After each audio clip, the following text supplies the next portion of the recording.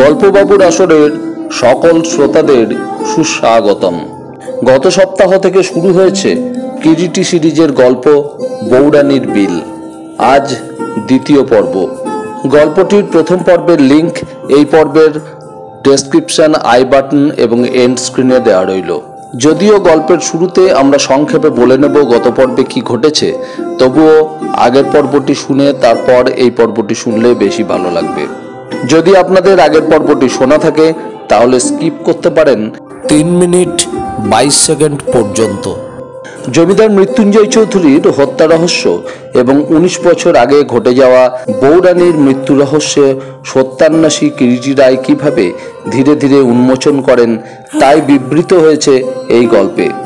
আজকের গল্পটির লেখক আমাদের সকলের শ্রদ্ধেয় ডক্টর নিহার রঞ্জন গুপ্ত। ইতিপূর্বে আমাদের চ্যানেলে ওনার লেখা আরও 2টি রহস্য গল্প রাত্রি যখন গভীর হয় এবং আলোকলতা পরিবেশিত হয়েছে। সেই গল্প 2টির লিঙ্কও এই গল্পের ডেসক্রিপশনে দেওয়া রইল। আসুন আর কথা না বাড়িয়ে শুরু করা যাক আজকের গল্প বৌরানীর বিল দ্বিতীয় পর্ব।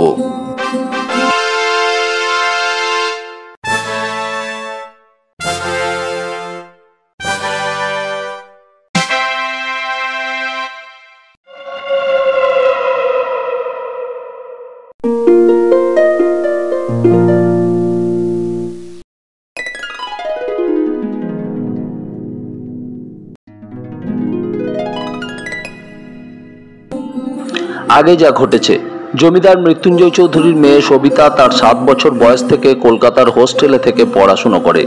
সে তার 4 বছর বয়সে তার মাকে হারায়। সেই থেকে সে কানাইয়ের মায়ের কোলে পিঠে বড় হয়। হঠাৎই সে তার হোস্টেলে নায়েব বসন্ত কাকার কাছ থেকে এক তারের মাধ্যমে জানতে পারে তার বাবা নিহত। সে সেই দিনই রাতের ট্রেনে রওনা দেয় তার দেশের বাড়ির উদ্দেশ্যে। সেই ট্রেনেই তার সঙ্গে সাক্ষাৎ হয়ে যায় তার বাবার বন্ধুর পুত্র সত্যজিতের সঙ্গে। সেও চলেছে তাদেরই বাড়ির উদ্দেশ্যে।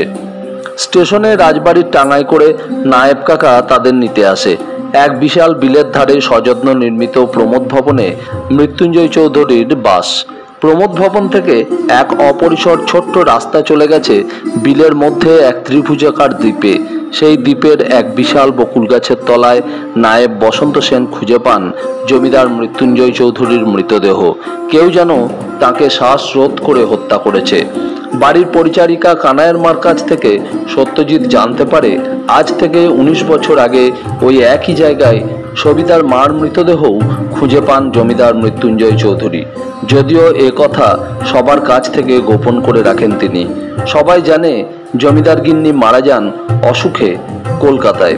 এই মৃত্যু রহস্য সমাধানের জন্য সত্যজিৎ সবিতার সাথে পরামর্শ করে হাজির হয় কলকাতায় কিরিটির কাছে তাকে সঙ্গে করে নিয়ে যাওয়ার জন্য। এরপর কিরিটিকে নিয়ে সত্যজিৎ রাজবাটিতে পৌঁছবার পরের দিনই সন্ধ্যার দিকে নিত্যানন্দ স্যান্যাল মহাশয় তার কন্যা কল্যাণীকে সঙ্গে নিয়ে এসে পৌঁছালেন। স্টেশনে জমিদার বাড়ির টমটমই স্যান্যাল মশাইকে আনতে গিয়েছিল। সন্ধ্যার অন্ধকার সবে তখন চারিদিকে ঘন হয়ে এসেছে। প্রমোদ ভবনের কক্ষে কক্ষে বাতি জ্বলে উঠেছে। সত্যজিতের ঘরেই কিরিটি তার থাকার ব্যবস্থা করে নিয়েছিল।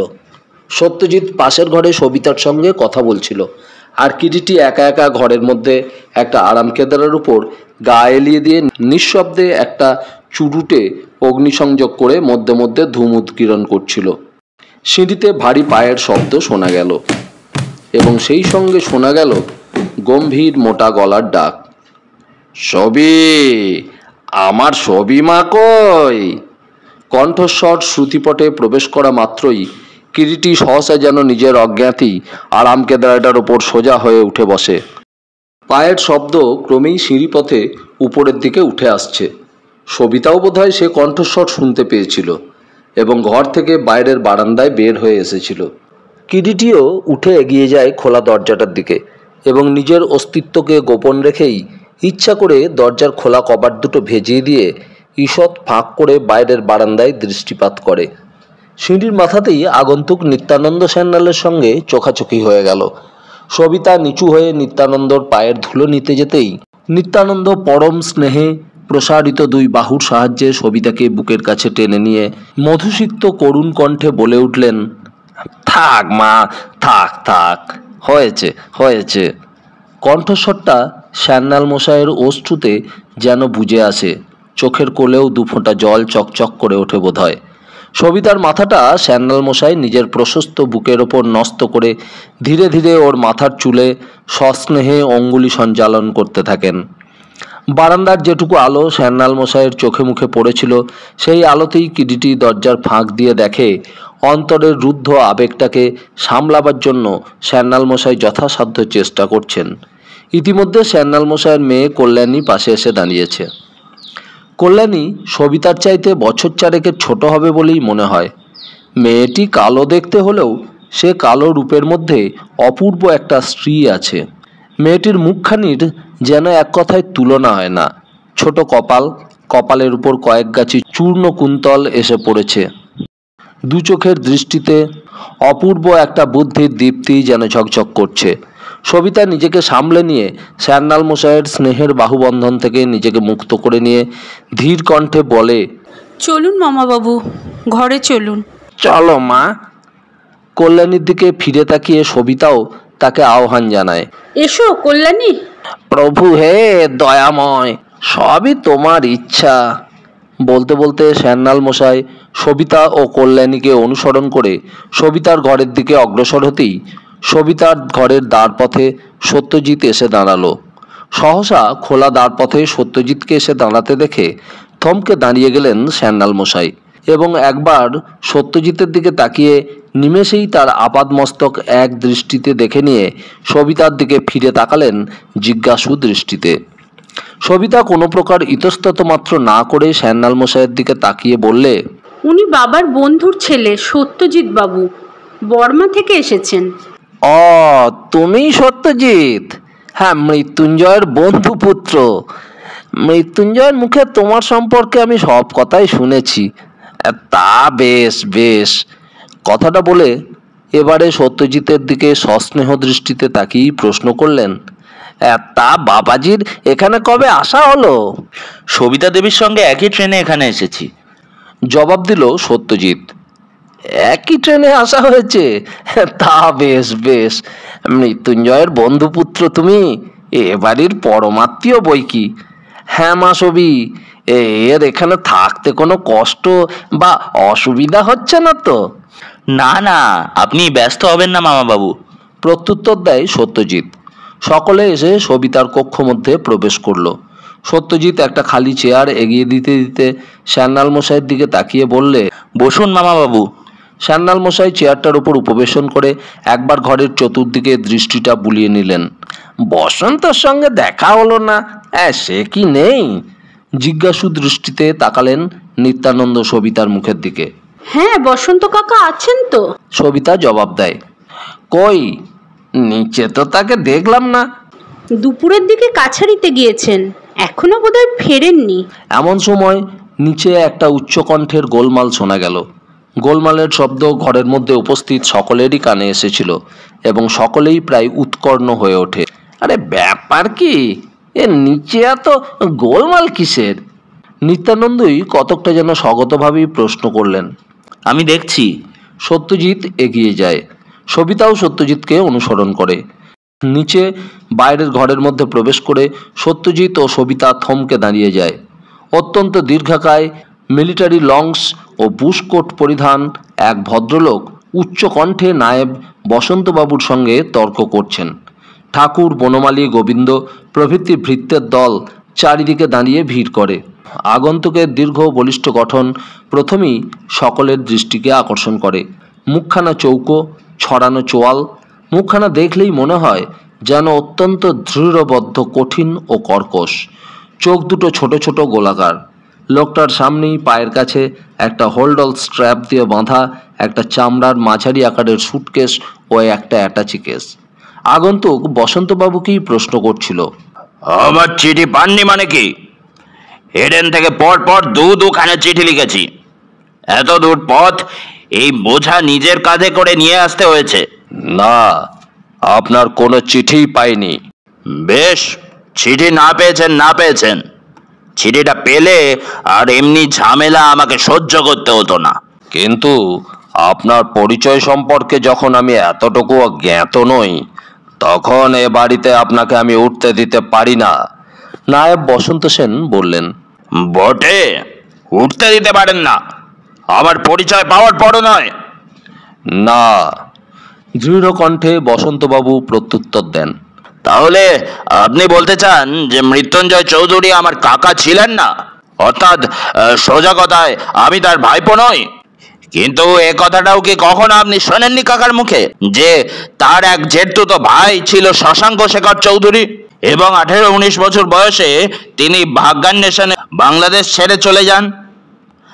আপনি তো শুনি বহুকাল এই বাড়িতে আছেন, এ কথাটা কখনো কাকার মুখে শোনেননি?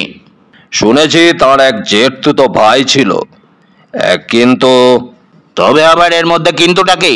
কিন্তুটা যথেষ্ট আছে বই কি। গম্ভীর দৃঢ় সংযত কণ্ঠে বসন্তবাবু এবারে বললেন, আপনি সন্তোষ চৌধুরী, যে সেই গৃহত্যাগী শশান্ত শেখর চৌধুরীরই একমাত্র পুত্র, তার তো কোনো প্রমাণ দেননি, একমাত্র আপনার কথা ছাড়া। What do you mean? আমার কথা ছাড়া মানে? আমার কথার কি কোনো মূল্যই নেই? তাহলে আপনি বলতে চান আই এম অ্যান ইম্পোস্টার, প্রতারক? মিথ্যে আপনি চেঁচাচ্ছেন মশাই, গলাবাজি করে এ প্রশ্নের মীমাংসা হতে পারে না। আপনার কাছে কোনো লিখিত পড়িত প্রমাণ আছে কি, যার সাহায্যে আপনি প্রমাণ করতে পারেন যে আপনি সেই শশাঙ্ক বাবুর পুত্র সন্তোষ চৌধুরী, এই চৌধুরী বংশেরই একজন? তাও আছে বই কি, প্রয়োজন হলে আদালতে সেটা আমি পেশ করব, আপনাকে নয় অবশ্যই। ব্যঙ্গ মিশ্রিত কণ্ঠে জবাব দিল সন্তোষ চৌধুরী। সবিতা এতক্ষণ নিঃশব্দ বিস্ময়ে ওদের পরস্পরের কথা কাটাকাটি শুনছিল, কিন্তু চুপ করে থাকতে পারল না। একটু এগিয়ে এসে বললে, কে এই ভদ্রলোক কাকাবাবু? সন্তোষ চৌধুরী সবিতার কথায় তার দিকে চোখ তুলে তাকালো। তুমিই বোধহয় সবিতা, কাকার মেয়ে। আমাকে তুমি চিনবে না, আমি তোমার জ্যাঠতুতো ভাই, এডেন থেকে আসছি। আমার নাম সন্তোষ চৌধুরী। এডেন থেকে আসছেন? হ্যাঁ, ইটস এ লং জার্নি। সব বলবো, আগে একটু চা চাই বোন, তৃষ্ণায় গলা একেবারে শুকিয়ে কাঠ হয়ে গিয়েছে। এমন হতচ্ছাড়া জায়গা যে স্টেশনে একটা চায়ের স্টল পর্যন্ত নেই। পরক্ষণেই সবিতার জবাবের অপেক্ষা মাত্রও না করে অদূরে দণ্ডায়মান ভৃত্যের দিকে তাকিয়ে বললে, এই বেটারা, হাঁ করে ভূতের মতো দাঁড়িয়ে দেখছিস কি? জিনিসগুলো উপরে নিয়ে চল না। আই ওয়ান্ট সাম রেস্ট, ভীষণ টায়ার্ড। কিন্তু তার কথায় কেউ কোনো আগ্রহ জানায় না। যে যেমন দাঁড়িয়েছিল সে তেমনই দাঁড়িয়ে থাকে। সন্তোষবাবুর জিনিসপত্র নিচের মহলে আমার পাশের খালি ঘরটায় রাখ। গোবিন্দর দিকে তাকিয়ে বসন্তবাবু বললেন। নিচের মহলে থাকতে হবে মানে? তীক্ষ্ণ দৃষ্টিতে তাকালো সন্তোষ চৌধুরী বসন্তবাবুর মুখের দিকে। হ্যাঁ, অবশ্য নিচের ঘরেই আপনাকে থাকতে হবে, যতক্ষণ না আপনার আইডেন্টিটি আমি সঠিকভাবে পাচ্ছি। কঠিন স্বরে নায়েব বসন্তবাবু বলে ঘর থেকে বেরিয়ে গেলেন, আর দ্বিতীয় কোনো বাক্যব্যয় মাত্র না করে। বসন্তবাবুর খড়মের শব্দটা খটখট করে ঘরের বাইরের বারান্দায় মিলিয়ে গেল। ঘরের মধ্যে যারা আর সকলে উপস্থিত ছিল স্থাণুর মতো নিঃশব্দে দাঁড়িয়ে রইল। শেষ নির্দেশ যেন জারি হয়ে গিয়েছে, এবং বসন্তবাবুর মুখনিসৃত সে নির্দেশের বিরুদ্ধে এ কক্ষের মধ্যে উপস্থিত কারও যেন এতটুকু ক্ষীণ প্রতিবাদ করারও ক্ষমতা বা দুঃসাহস নেই, সেটুকু বুঝতে কারোরই কষ্ট হয় না। কক্ষের জমাট স্তব্ধতাকে ভঙ্গ করে প্রথমেই কথা বলল সন্তোষ চৌধুরী। তাহলে আমাকে নিচের ঘরেই থাকতে হবে সবিতা? কথাটা বলে সন্তোষ সবিতার মুখের দিকে তাকালো। ঘটনার পরিস্থিতিতে সত্যজিৎ নিজেকে যেন একটু বিব্রত বোধ করে। সম্পূর্ণ অনাত্মীয় সে। সত্যিই যদি এই লোকটি একটু আগে যা বলল তা ঠিক হয় এবং এই চৌধুরীদের আত্মীয়ই হয়, তাহলে একে নিচের একটা ঘরে স্থান দিয়ে নিজের তার উপরের একখানা ঘর দখল করে থাকাটা নিশ্চয়ই শোভনীয় হবে না ও সমীচীনও হবে না।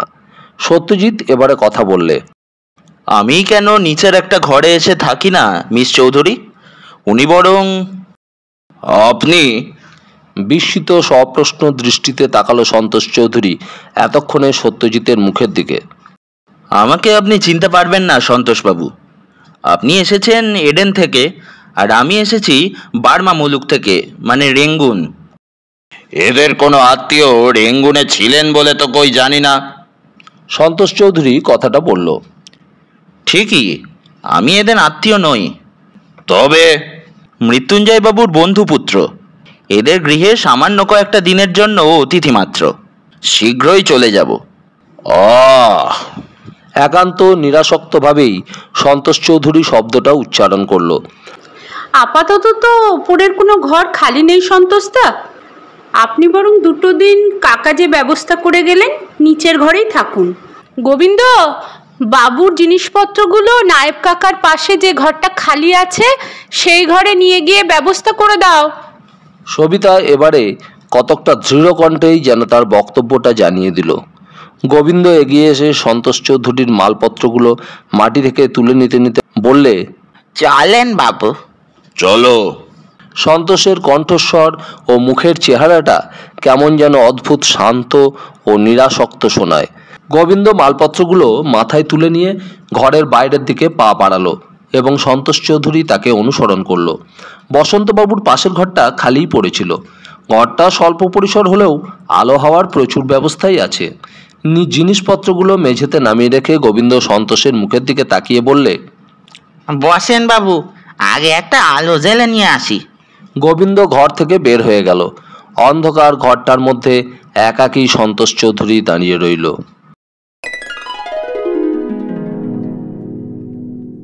পায়ে পায়ে একসময় কিরিটি তার নির্দিষ্ট ঘরটা থেকে বের হয়ে বাইরের বারান্দা অতিক্রম করে সিঁড়ি বেয়ে নিচে নেমে এলো। সন্ধ্যা থেকেই সারা আকাশটা জুড়ে মেঘে ছেয়ে গিয়েছিল। শুরু হলো এতক্ষণে বৃষ্টি, সেই সঙ্গে পাল্লা দিয়ে প্রবল হাওয়া। মধ্যে মধ্যে কালো আকাশটার এক প্রান্ত থেকে অন্য প্রান্ত পর্যন্ত বিদ্যুতের নীল আলো যেন চোখ রাঙিয়ে যাচ্ছে। গুরু গুরু মেঘের ডাক থেকে থেকে আকাশটাকে যেন কাঁপিয়ে তুলছে। বারান্দাটা অতিক্রম করে কিরিটি বাইরের মহলের দিকে অগ্রসর হলো। ইতিমধ্যে বারান্দায় ঝোলানো বাতি জ্বেলে দেওয়া হয়েছে। প্রবল বায়ুর ঝাপটায় বাতিটা দুলছে, কাঁপছে বাতির শিখাটা। দেয়ালের গায়ে প্রতিফলিত আলোটাও সেই সঙ্গে কাঁপছে এধার থেকে ওধারে মৃদুমন্দ। জলের ঝাপটা বারান্দাতেও আসছে। বেশিক্ষণ এই খোলা বারান্দায় থাকলে সর্বাঙ্গ ভিজে যাবে। সামনেই একটা খোলা দ্বার দেখতে পেয়ে কিটিটি সেই ঘরের মধ্যেই গিয়ে ঢুকে পড়ে। সঙ্গে সঙ্গে ভারী গলায় প্রশ্ন এলো, কে? কণ্ঠস্বরটা অনুসরণ করে সামনের দিকে চোখ তুলে তাকাতেই কিটিটির সঙ্গে চোখাচোখি হয়ে গেল নায়েব বসন্তবাবুর। এইমাত্র বোধহয় সন্ধ্যাহ্নিক সমাপ্ত করে বসন্তবাবু শুধু একটা ধুতি পরিধানে খালি গায়ে ঘরের মধ্যস্থলে দাঁড়িয়ে। দেয়ালের গায়ে একটা দেয়ালবাতি জ্বলছে, তারই আলোয় কিরিটি পরিপূর্ণ দৃষ্টিতে তাকালো বসন্তবাবুর মুখের দিকে। বসন্তবাবুর দু চোখের তারায় যেন একটা কঠিন প্রশ্ন ছুরির মতো ঝিকিয়ে উঠেছে। নায়েব বসন্ত সেনের দুই চক্ষুর ছুরির ফলার মতো ধারালো শানিত দৃষ্টি যেন কয়েকটি মুহূর্ত কিরিটির দুই চক্ষুর দৃষ্টির সঙ্গে উদ্ধত স্পর্ধায় মিলিত হয়ে স্থির হয়ে থাকে, পলকহীন, অকম্পিত। কিন্তু সে মুহূর্তের জন্যই। পরক্ষণেই বসন্ত সেনের চক্ষুর দৃষ্টি ও মুখের একটু আগে কঠিন হয়ে ওঠা সমস্ত রেখাগুলো সহজ ও কোমল হয়ে এলো। বিনীত হাস্যে চোখ মুখ উদ্ভাসিত হয়ে উঠল। কিরিটি বাবু যে, তা হঠাৎ কি মনে করে? বসন্তবাবুই প্রথম প্রশ্ন করলেন। কিরিটি স্মিত কণ্ঠে বললে, একা একা ঘরের মধ্যে বসে থাকতে ভাল লাগছিল না, তাই আপনার সঙ্গে একটু আলাপ করতে এলাম। বসতে পারি সেনমশাই? নিশ্চয়ই, নিশ্চয়ই, বসুন বসুন, অভ্যর্থনা জানালেন নায়েব বসন্ত সেন এবং সমস্ত আবহাওয়াটাকে সহজ ও লঘু করে একটা খালি চেয়ার চোখের নির্দেশে দেখিয়ে দিলেন বসন্তবাবু কিরিটিকে। আপনার সময় নষ্ট করছি না তো সেনমশাই? চেয়ারটা টেনে নিয়ে বসতে বসতে কিরিটি কথাগুলো নায়েব মশাইয়ের মুখের দিকে তাকিয়েই উচ্চারণ করলো। না না, সন্ধ্যার পর আমি বিশেষ কোনো কাজই করি না। এই সময়টা রাত্রে আহারের আগে পর্যন্ত আমার সম্পূর্ণ বিশ্রামের সময়। কিরিটি চেয়ারটার উপর নড়ে চড়ে একটু আরাম করে বসলো এবং পকেট থেকে চামড়ার সিগার কেসটা বের করে কেস থেকে একটা সিগার নিয়ে সেটাই অগ্নিসংযোগ করলো। নায়েব বসন্ত সেনও একটা চেয়ার টেনে নিয়ে উপবেশন করলেন।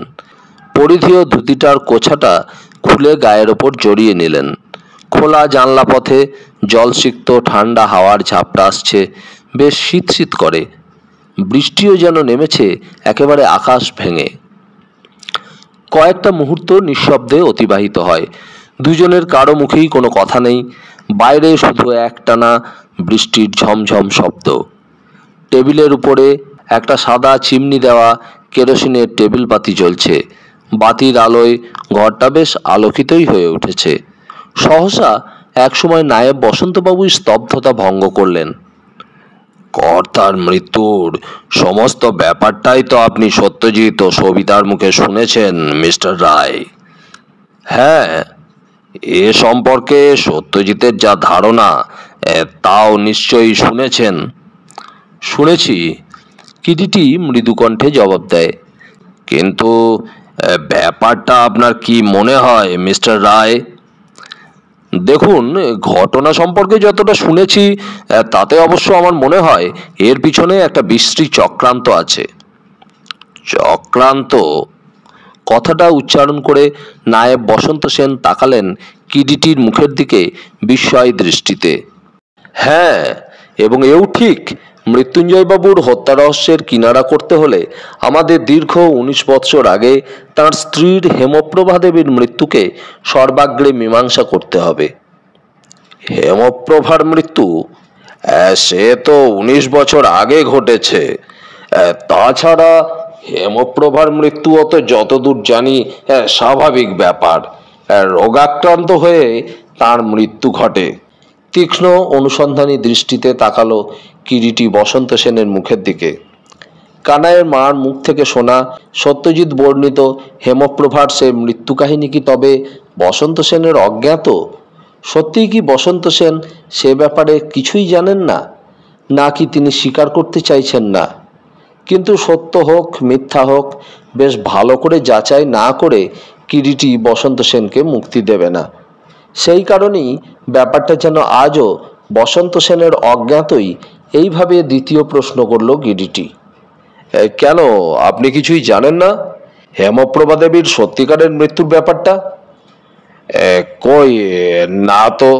হেমপ্রভার মৃত্যুর মধ্যেও কোনো একটা ব্যাপার ছিল, এ তো কই আমার এতদিন জানা ছিল না।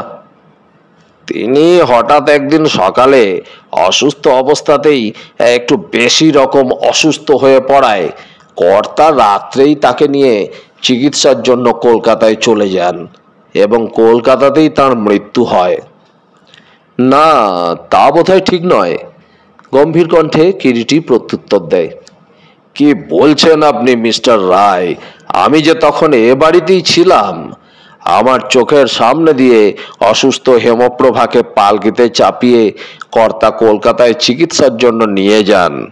হ্যাঁ, পালকি যেতে দেখেছেন বটে, তবে তার মধ্যে একটা পালকিতে কেউ ছিল না, খালি ছিল, এবং তার আগেই হেমপ্রভা দেবীর মৃত্যু ঘটেছিল। যত সব আজগুবি ব্যাপার। কে বলেছে এসব কথা আপনাকে শুনি? আমাকে কেউ বলেনি, বলেছে কানাইয়ের মা সবিতা ও সত্যজিৎ বাবুকে। কানাইয়ের মা বলেছে? দাঁড়ান তো দেখি, হারামজাদিকে একবার ডাকি। বসন্ত সেন চেয়ার ছেড়ে উঠতে যাচ্ছিলেন, কিন্তু কিরিটি তাকে বাধা দিল। ব্যস্ত হবেন না বসন্তবাবু, বসুন বসুন, আমার কথাটা শেষ করতে দিন আগে। এখনো আমার কথা শেষ হয়নি। কিন্তু এ যা আপনি বলছেন এ তো একেবারে সম্পূর্ণ আরব্য উপন্যাস, সম্পূর্ণ অবিশ্বাস্য। উপন্যাসের চেয়েও অবিশ্বাস্য অনেক ঘটনা অনেক সময়ই আমাদের জীবনে ঘটে নায়েব মশাই। অবশ্য আমার ধারণা ছিল ব্যাপারটা আপনার অজ্ঞাত নয়। না মিস্টার রায়, আপনি হয়তো জানেন না, মৃত্যুঞ্জয় চৌধুরীর আমি মাইনে করা ভৃত্য হলেও তাঁর সঙ্গে কোনোদিন আমার প্রভুপিত্য সম্পর্ক ছিল না। বাবু এবং ভাইয়ের মতোই আমরা পরস্পরের কাছে ছিলাম। তার জীবনের কোনো ঘটনায় আমার কাছে অজ্ঞাত ছিল না কোনোদিন। সেক্ষেত্রে এত বড় একটা ঘটনা তিনি আমার কাছে লুকিয়ে রেখেছেন, এ কথা আমি বিশ্বাসই করতে পারি না। এ আমার সম্পূর্ণ অবিশ্বাস্য। হয়তো এমনও হতে পারে সর্বদা তিনি সব কথা আপনার কাছে বললেও ওই ব্যাপারটা কোনো বিশেষ কারণেই আপনার কাছে গোপন করেছিলেন। কারণ বলছেন? কি তার এমন কারণ থাকতে পারে? আর সত্যিই যদি আপনি যা বলছেন তাই হয়ে থাকে, তাহলে তো এত বড় একটা ঘটনা তিনি নিঃশব্দে চাপা দিয়ে যাবেন, তাই বা কেমন করে সম্ভব বা বিশ্বাসযোগ্য বলুন। তারপর একটু থেমে বললেন, আপনি জানেন না মিস্টার রায়, কিন্তু আমি জানি হেমপ্রভাকে তিনি জীবনাধিক ভালোবাসতেন। তার পায়ে কাঁটাটি ফুটলেও তিনি বুক পেতে দিতে পারতেন, আর অমনি একটা ব্যাপারকে তিনি নীরবে সহ্য করে যাবেন। নায়েব মশাই, আপনি অবিবাহিত। বিবাহিত স্বামী স্ত্রীর প্রেম ও ভালোবাসার রাস্তাটা এমন জটিল যে তার অনেক সময় হদিশই পাওয়া যায় না।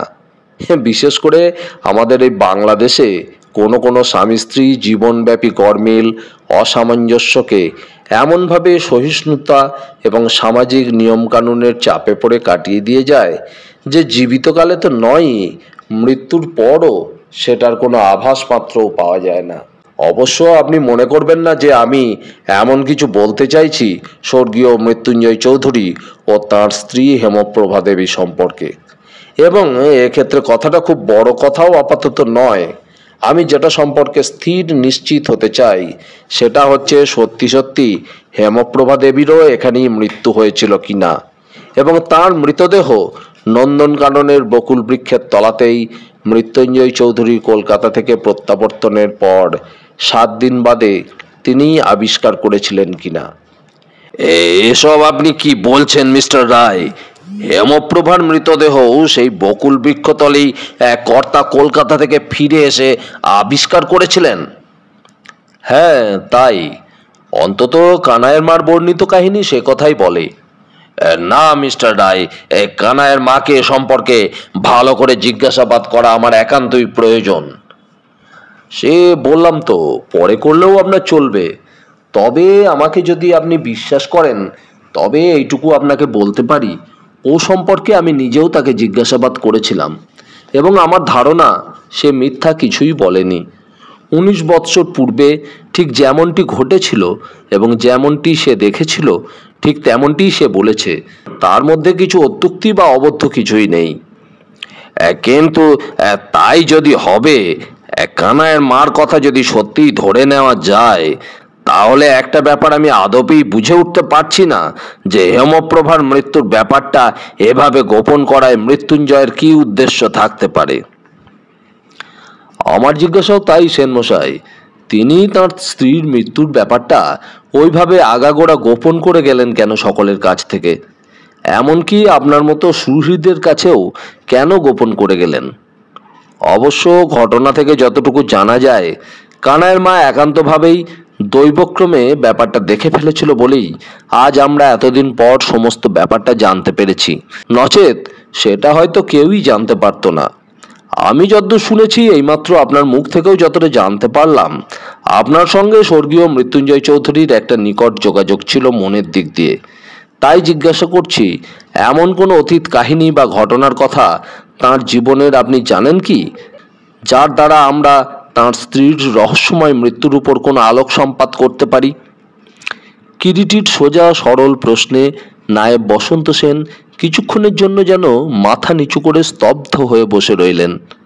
কিরিটি তীক্ষ্ণ দৃষ্টিতে নায়েব বসন্ত সেনের দিকে তাকিয়ে বললে, শুনুন নায়েব মশাই, এ বিষয়ে আমি অন্তত স্থির নিশ্চিত যে মৃত্যুঞ্জয় চৌধুরীকে নিষ্ঠুরভাবে হত্যা করাই হয়েছে।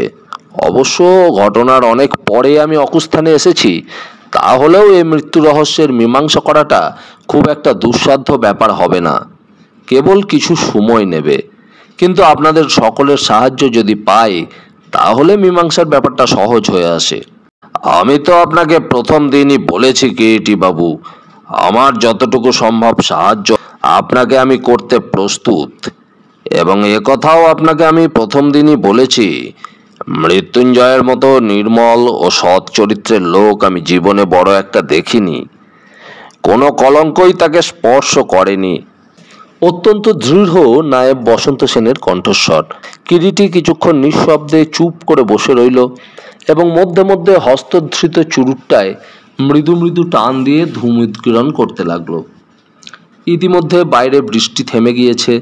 কেবল বর্ষণ ক্লান্ত রাত্রির কালো আকাশটার গায়ে বিদ্যুতের চমকানি থেকে নীল আলোর সংকেত জানিয়ে দিয়ে যাচ্ছে।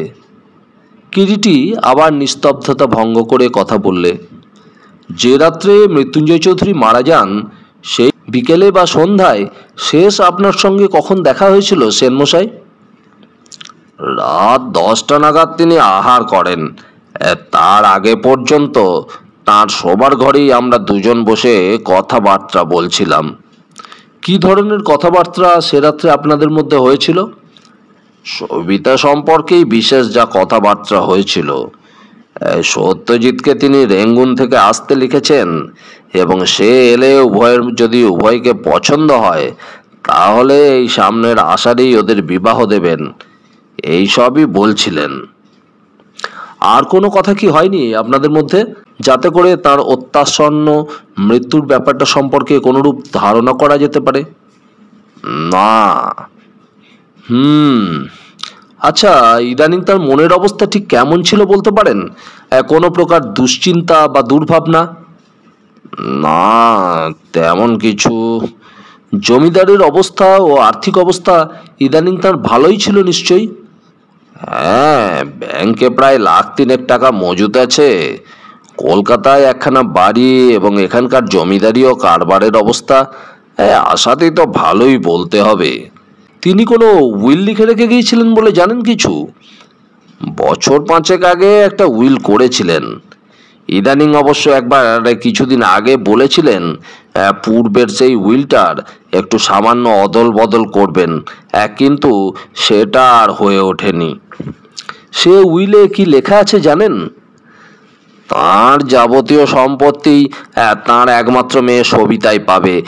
কেবল কেবল কেবল 1,050 টাকা তিনি আমার নামে দিয়ে গিয়েছেন। প্রয়োজন মতো সেটা আমি এবং আমার একান্ত ইচ্ছা মতো যে কোনো কাজে ব্যবহার করতে পারবো। আর তার কোনো নিকট বা দূর আত্মীয় বা বন্ধু বান্ধবকে কিছুই দিয়ে যাননি? না। তবে বসন্তবাবু একটু ইতস্তত করতে থাকেন। তারপর কিছুক্ষণ চুপ করে থেকে কি যেন ভেবে বললেন, ভ্রাতুষ্পুত্র সন্তোষ চৌধুরীর নামে উইলের মধ্যে একটা নির্দেশ আছে। কিরিটি বিস্মিত দৃষ্টিতে তাকালো বসন্ত সেনের মুখের দিকে। যিনি আজ সন্ধেবেলায় এডেন না কোথা থেকে এলেন, উনি কি সেই দূর সম্পর্কীয় ভ্রাতুষ্পুত্র সন্তোষ চৌধুরী?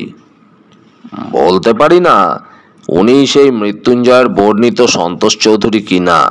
যদিও সেই পরিচয় নেই, উনি এখানে এসে আজ হাজির হয়েছেন। ভদ্রলোককে তাহলে ইতিপূর্বে আপনি কখনো দেখেননি এবং চেনেনও না? না। না। উইলে তার সম্পর্কে কি নির্দেশ আছে বলছিলেন? ভ্রাতুষ্পুত্র সন্তোষ চৌধুরী যদি কোনোদিন ফিরে এসে তাঁর পিতৃ সম্পত্তির দাবি জানান, তাহলে সমস্ত সম্পত্তির 1/4 অংশ সে পাবে। বাকি 3/4 অংশ পাবে কন্যা সবিতা। আর সবিতা যদি বিবাহ না করে তাহলে অর্ধেক সম্পত্তি ওই সন্তোষ চৌধুরী পাবেন। অথবা সবিতার মৃত্যুর পর যদি তার কোনো সন্তান সন্ততি না থাকে, তাহলে সন্তোষ চৌধুরী বা তার বংশধররা যদি জীবিত থাকে তাহলে সমস্ত সম্পত্তির 3/4 অংশ তারা পাবে এবং বাকি অংশ সবিতার স্বামী পাবে। সবিতা দেবী তো ওই সন্তোষ চৌধুরী সম্পর্কে পূর্বে কিছুই জানতেন না, অন্তত গতকালও তাই বলেছেন। না, সে জানতো না, একমাত্র আমি জানতাম। মৃত্যুঞ্জয় আমাকে উইল করার সময় একবার মাত্র বলেছিলেন। ওই সন্তোষ চৌধুরী কোথায় থাকেন ইত্যাদি বা সে সম্পর্কে কিছুই কি মৃত্যুঞ্জয় চৌধুরী আপনাকে বলেননি? হ্যাঁ, বলেছিলেন এডেন না কোথায় থাকে। এডেনের ঠিকানাটা বলেননি? না। আজ যে ভদ্রলোক সন্ধেবেলা সন্তোষ চৌধুরীর পরিচয়ে এলেন, একে কি আপনার আসল লোক নয় বলে কোনো রকম সন্দেহ হচ্ছে? যতক্ষণ না সঠিকভাবে জানতে পারছি ততক্ষণ মেনে নিই বা কেমন করে?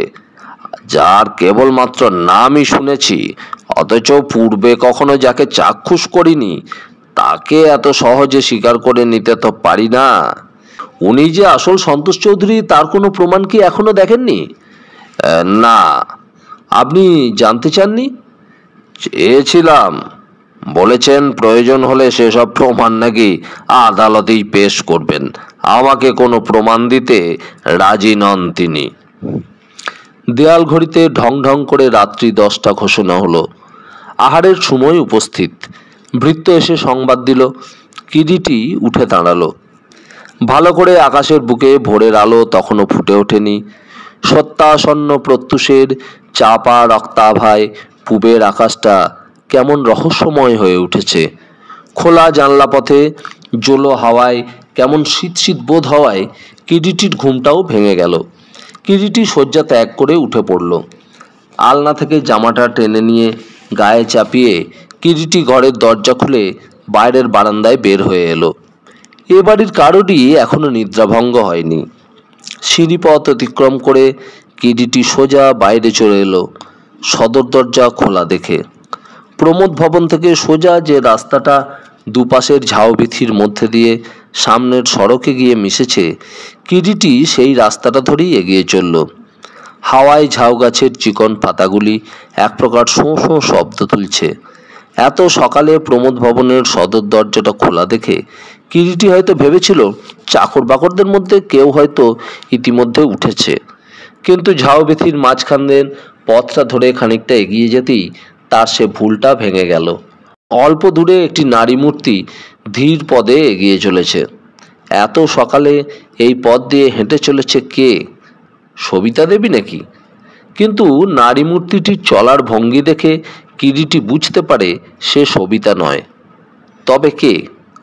কিরিটি একটু দ্রুতই পা চালিয়ে চলে।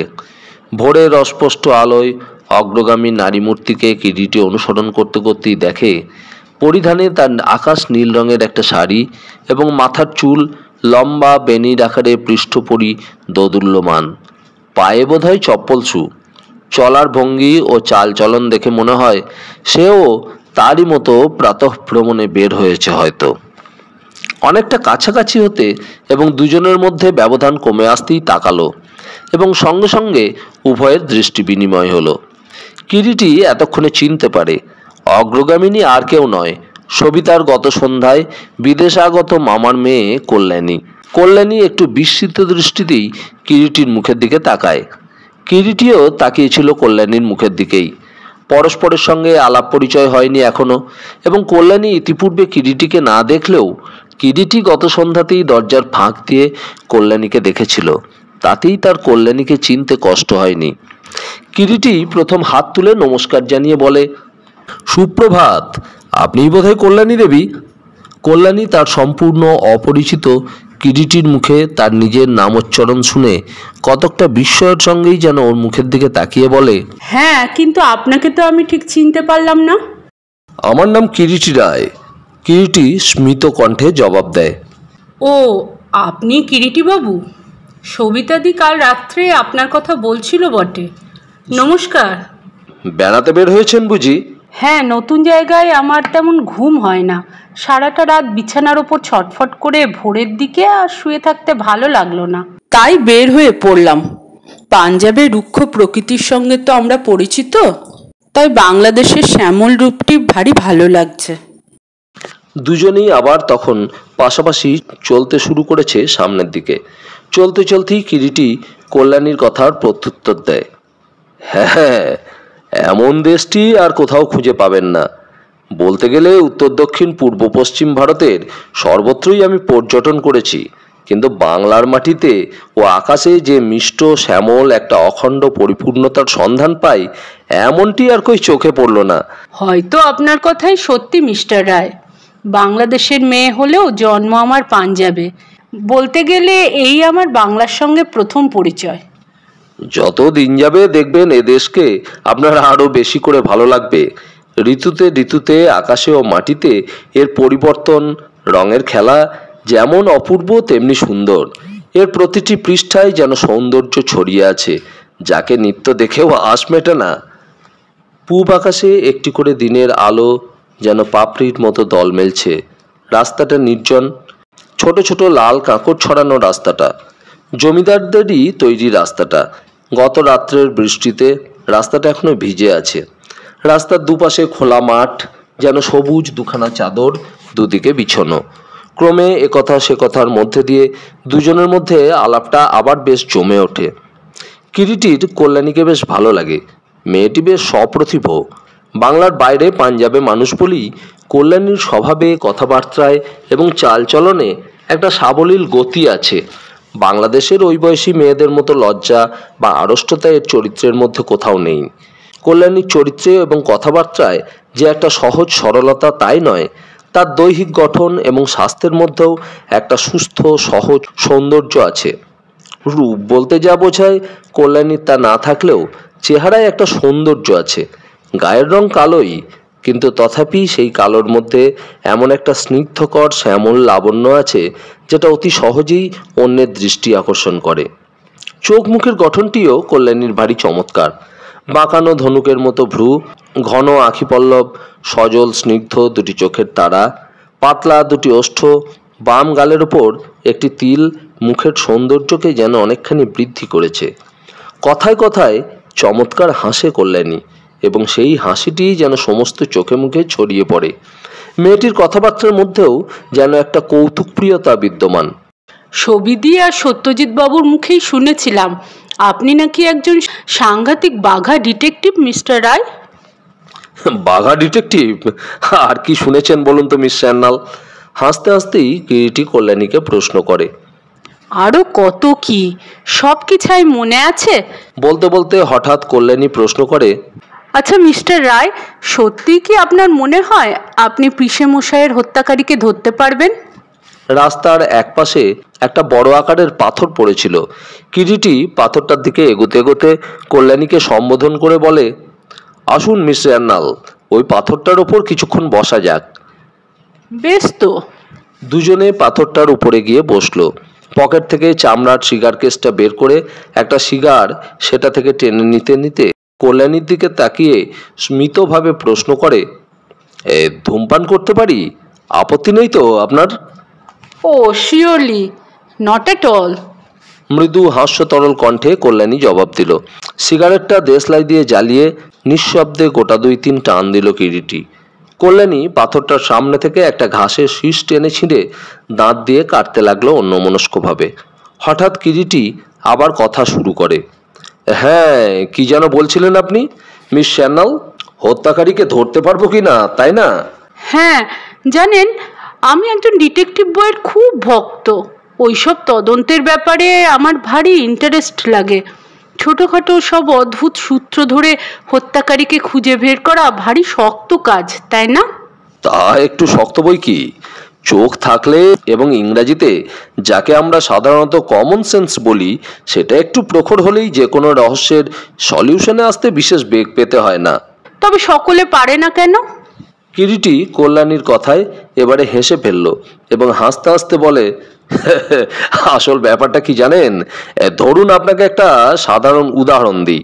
আচ্ছা বলুন তো, সবিতা দেবীর বাড়িতে 1 তলা থেকে 2 তলায় উঠতে কটা সিঁড়ি আছে? কটা সিঁড়ি? বিস্মিত দৃষ্টিতে তাকালো কল্যাণী কিরিটির মুখের দিকে। হ্যাঁ বলুন না, আপনি কতবার তো ওই সিঁড়ি দিয়ে ওঠানামা করেছেন কাল থেকে? ওই 25-30টা হবে বোধহয়। 31টা সিঁড়ি আছে। তবেই দেখুন, একই সিঁড়িপথে আপনিও আমি দুজনেই ওঠানামা করছি। আমি সিঁড়িপথ দিয়ে আপনার মতো কেবল ওঠানামাই করিনি, প্রথমবারই ওঠার সময় চারিদিকে ভালো করে সিঁড়িগুলির অবস্থা দেখে মোট কতগুলো সিঁড়ির ধাপ আছে তাও গুনে নিয়েছি। এই হয়, আপনারা কেবল সাধারণ লোকেরা দেখেনি, you only see but I observe. এখানেই আমাদের পরস্পরের মধ্যে তফাৎ। আমি বাড়িটার উপরতলার যাবতীয় খুঁটিনাটি সব বলতে পারি। চলুন, রোদ চড়ে উঠেছে, এবারে ফেরা যাক। চলুন। দুজনে উঠে আবার প্রমোদ ভবনের দিকে চলতে শুরু করে। কিরিটি একসময় আবার পথ চলতে চলতেই কল্যাণীকে সম্বোধন করে বলে, কথা হচ্ছিল আমাদের হত্যাকারীকে ধরতে পারবো কিনা। ধরতে পারবোই, তবে বর্তমানে এখন আমার কেবল চারিদিক দেখবার এবং কান পেতে শোনবার পালাই চলছে। এরপর যা দেখবো শুনবো সব কিছু তার ভাবতে হবে, এবং ভাবতে ভাবতেই আমার চোখের সামনে ক্রমে সব রহস্যের কুয়াশা ভেদ করে আলো ফুটে উঠবে যখন, তখনই আপনাকে আমি বলতে পারবো কবে ঠিক হত্যাকারীকে আমি ধরতে পারবো, তার আগে নয়। আমাকে আপনার এই রহস্যের অনুসন্ধানের ব্যাপারে সহকারিনী করে নেবেন মিস্টার রায়? বেশ তো, সহকারী যদি সত্যিকারের সহকারী হয় তাহলে কাজ করবার মধ্যে একটা আনন্দই আছে, কিরিটি জবাব দেয়। কিন্তু আমার সাহচর্য যদি আপনার কাজে বিঘ্ন ঘটায়? বিঘ্ন ঘটাবে? কেন? আপনার মনে যদি আমার কাজে সত্যিকারের সাহায্য করার ইচ্ছা থাকে তাহলে কি আর আপনি বিঘ্ন ঘটাবেন? চলতে চলতে দুজনে প্রায় তখন প্রমোদ ভবনের মধ্যে এসে গিয়েছে। দূর থেকে দেখা গেল নায়েব গেটের সামনে দাঁড়িয়ে আছেন, আর তাঁর পাশে লক্ষ্মীকান্ত দারোগা। দুজনেরই দৃষ্টি একই সঙ্গে অদূরে গেটের সামনে দণ্ডায়মান লক্ষ্মীকান্ত সাহা এবং নায়েবের উপর পতিত হলো। নায়েবের পাশে ওই ভদ্রলোকটি কে মিস্টার রায়? কল্যাণী কিরিটিকে প্রশ্ন করে। চিনতে পারা তো কষ্টের নয় ভদ্রলোকটিকে, মিস স্যান্যাল। কিরিটি প্রত্যুত্তর দেয়।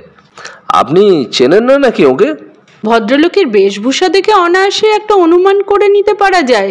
চেয়ে দেখুন, ভদ্রলোকের পরিধানে খাকি প্যান্ট আর খাকি হাফ শার্ট। তার থেকে কি প্রমাণ হলো? প্রমাণ হচ্ছে এই যে ভদ্রলোক বোধহয় এখানকার থানা অফিসার, পুলিশের লোক। বেশ তো আপনার চুক্তি। খাকি জামা কাপড় পরলেই পুলিশের লোক হবে নাকি? মিলিটারির কোনো লোকও তো হতে পারে। এক্ষেত্রে তা নয়, তার কারণ দুটো। এক নম্বর হচ্ছে মিলিটারি ড্রেস ঠিক অমনটি হয় না। দ্বিতীয়ত, এই রকম জামায় ওই পোশাক কেউ পরলে সে পুলিশের লোক হওয়াই বেশি সম্ভাবনা। কথা বলতে বলতে ওরা দুজনে প্রায় লক্ষ্মীকান্ত সাহা এবং নায়েবের একেবারে কাছাকাছি এসে পড়েছে। নায়েব কথা বললেন কিরিটিকে সম্বোধন করে, এই যে মিস্টার রায়, আসুন। বেড়াতে বের হয়েছিলেন বুঝি? হ্যাঁ, আপনার জন্যই ইনি অপেক্ষা করছেন। আসুন পরিচয় করিয়ে দিই, ইনি এখানকার থানা ইনচার্জ লক্ষ্মীকান্ত সাহা। আর এর কথা আপনাকে গতকাল আমি জানিয়েছিলাম চিঠি দিয়ে। ইনি শ্রীযুক্ত কিরিটি রায়। নমস্কার। কিরিটি প্রতি নমস্কার জানাতে জানাতে অর্থপূর্ণ দৃষ্টিতে তেরচাভাবে কল্যাণীর দিকে কৌতুকে তাকায়। আল বসন্তবাবুর চিঠিতে আপনার এখানে আসবার সংবাদ পেয়েই আপনার সঙ্গে আলাপ করার লোভটা সম্বরণ করতে পারলাম না মিস্টার রায়, ছুটে এসেছি। ধন্যবাদ, মৃদু নম্র কণ্ঠে কিরিটি জবাব দেয়। ওর মুখেই শুনলাম চৌধুরী মশাইয়ের মেয়ে নাকি তাঁর বাপের হত্যা রহস্যের কিনারা করতে আপনাকে এখানে ডেকে এনেছেন। ব্যাপারটা কিছু বুঝতে পারলেন? না, এই তো সবে দুদিন মাত্র এখানে এসেছি। এখনো তো সব চারিদিক ভালো করে দেখাশুনো করার সুযোগ পাইনি। দেখাশোনা আর কি করবেন, লাশও তো সৎকার করে ফেলা হয়েছে। লক্ষ্মীকান্ত জবাব দেন। তা তো ফেলতেই হবে, বাসি মোড়া ঘরের মধ্যে রেখে আর কি লাভ বলুন? মিথ্যে কেবল দুর্গন্ধ ছড়াবে বই তো নয়, কিরিটি বলল। তাহলে আর কি দেখবেন? যে কোনো হত্যার ব্যাপারেই মৃতদেহটা তো শেষ পরিচ্ছেদ মাত্র লক্ষ্মীকান্ত বাবু। প্রশ্নের অঙ্কের উত্তরমালা ছাপার অক্ষরে একটা সংখ্যাত্তর মাত্র, কিন্তু উত্তরটা জানলেই তো আর অঙ্কটা কষা যায় না। হ্যাঁ, কি বলেন? হাসতে হাসতে কিরিটি কথাটা বলে। কিরিটির হেয়ালি ভরা কথাগুলোর সঠিক অর্থ একেবারেই লক্ষ্মীকান্তর হৃদয়ঙ্গম হয় না, তথাপি সে জবাব দিতে পশ্চাৎপদ হয় না। তা যা বলেছেন, তবে কি জানেন মিস্টার রায়, ব্যাপারটা যা বোঝা যাচ্ছে বেশ একটু জটিলই। কেন বলুন তো?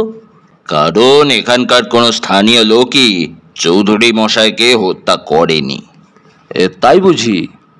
নিশ্চয়ই, সে সম্পর্কে কোনো ভুলই নেই। সাম আউটসাইডার্স। আর আপনি কি মনে করেন খুন করার পরে আর সে বেটা এ শহরের চতুর্সীমানায় থাকবে? সঙ্গে সঙ্গেই পগার পার হয়ে গিয়েছে নিশ্চয়। হুম। তাহলেই বুঝুন নচেত আমি কি এত সহজে হাত গুটিয়ে বসে থাকতাম নাকি? এতক্ষণে বেটাকে নিয়ে হাজতে পড়তুম না। চলুন না, ভেতরের ঘরে বসেই কথাবার্তা সব হবে খন। কথাটা বললেন নায়েব। তাই চলুন। লক্ষ্মীকান্ত জবাব দেন। নায়েব বসন্ত সেনেরই আহ্বানে অতঃপর সকলে বাড়ির মধ্যে প্রবেশ করে। নায়েবের কক্ষ মধ্যেই সকলে এসে ঢুকলেন। বসুন দারোগা বাবু, কিরিটি বাবুও বসুন। মা লক্ষ্মী, তুমিও বসো।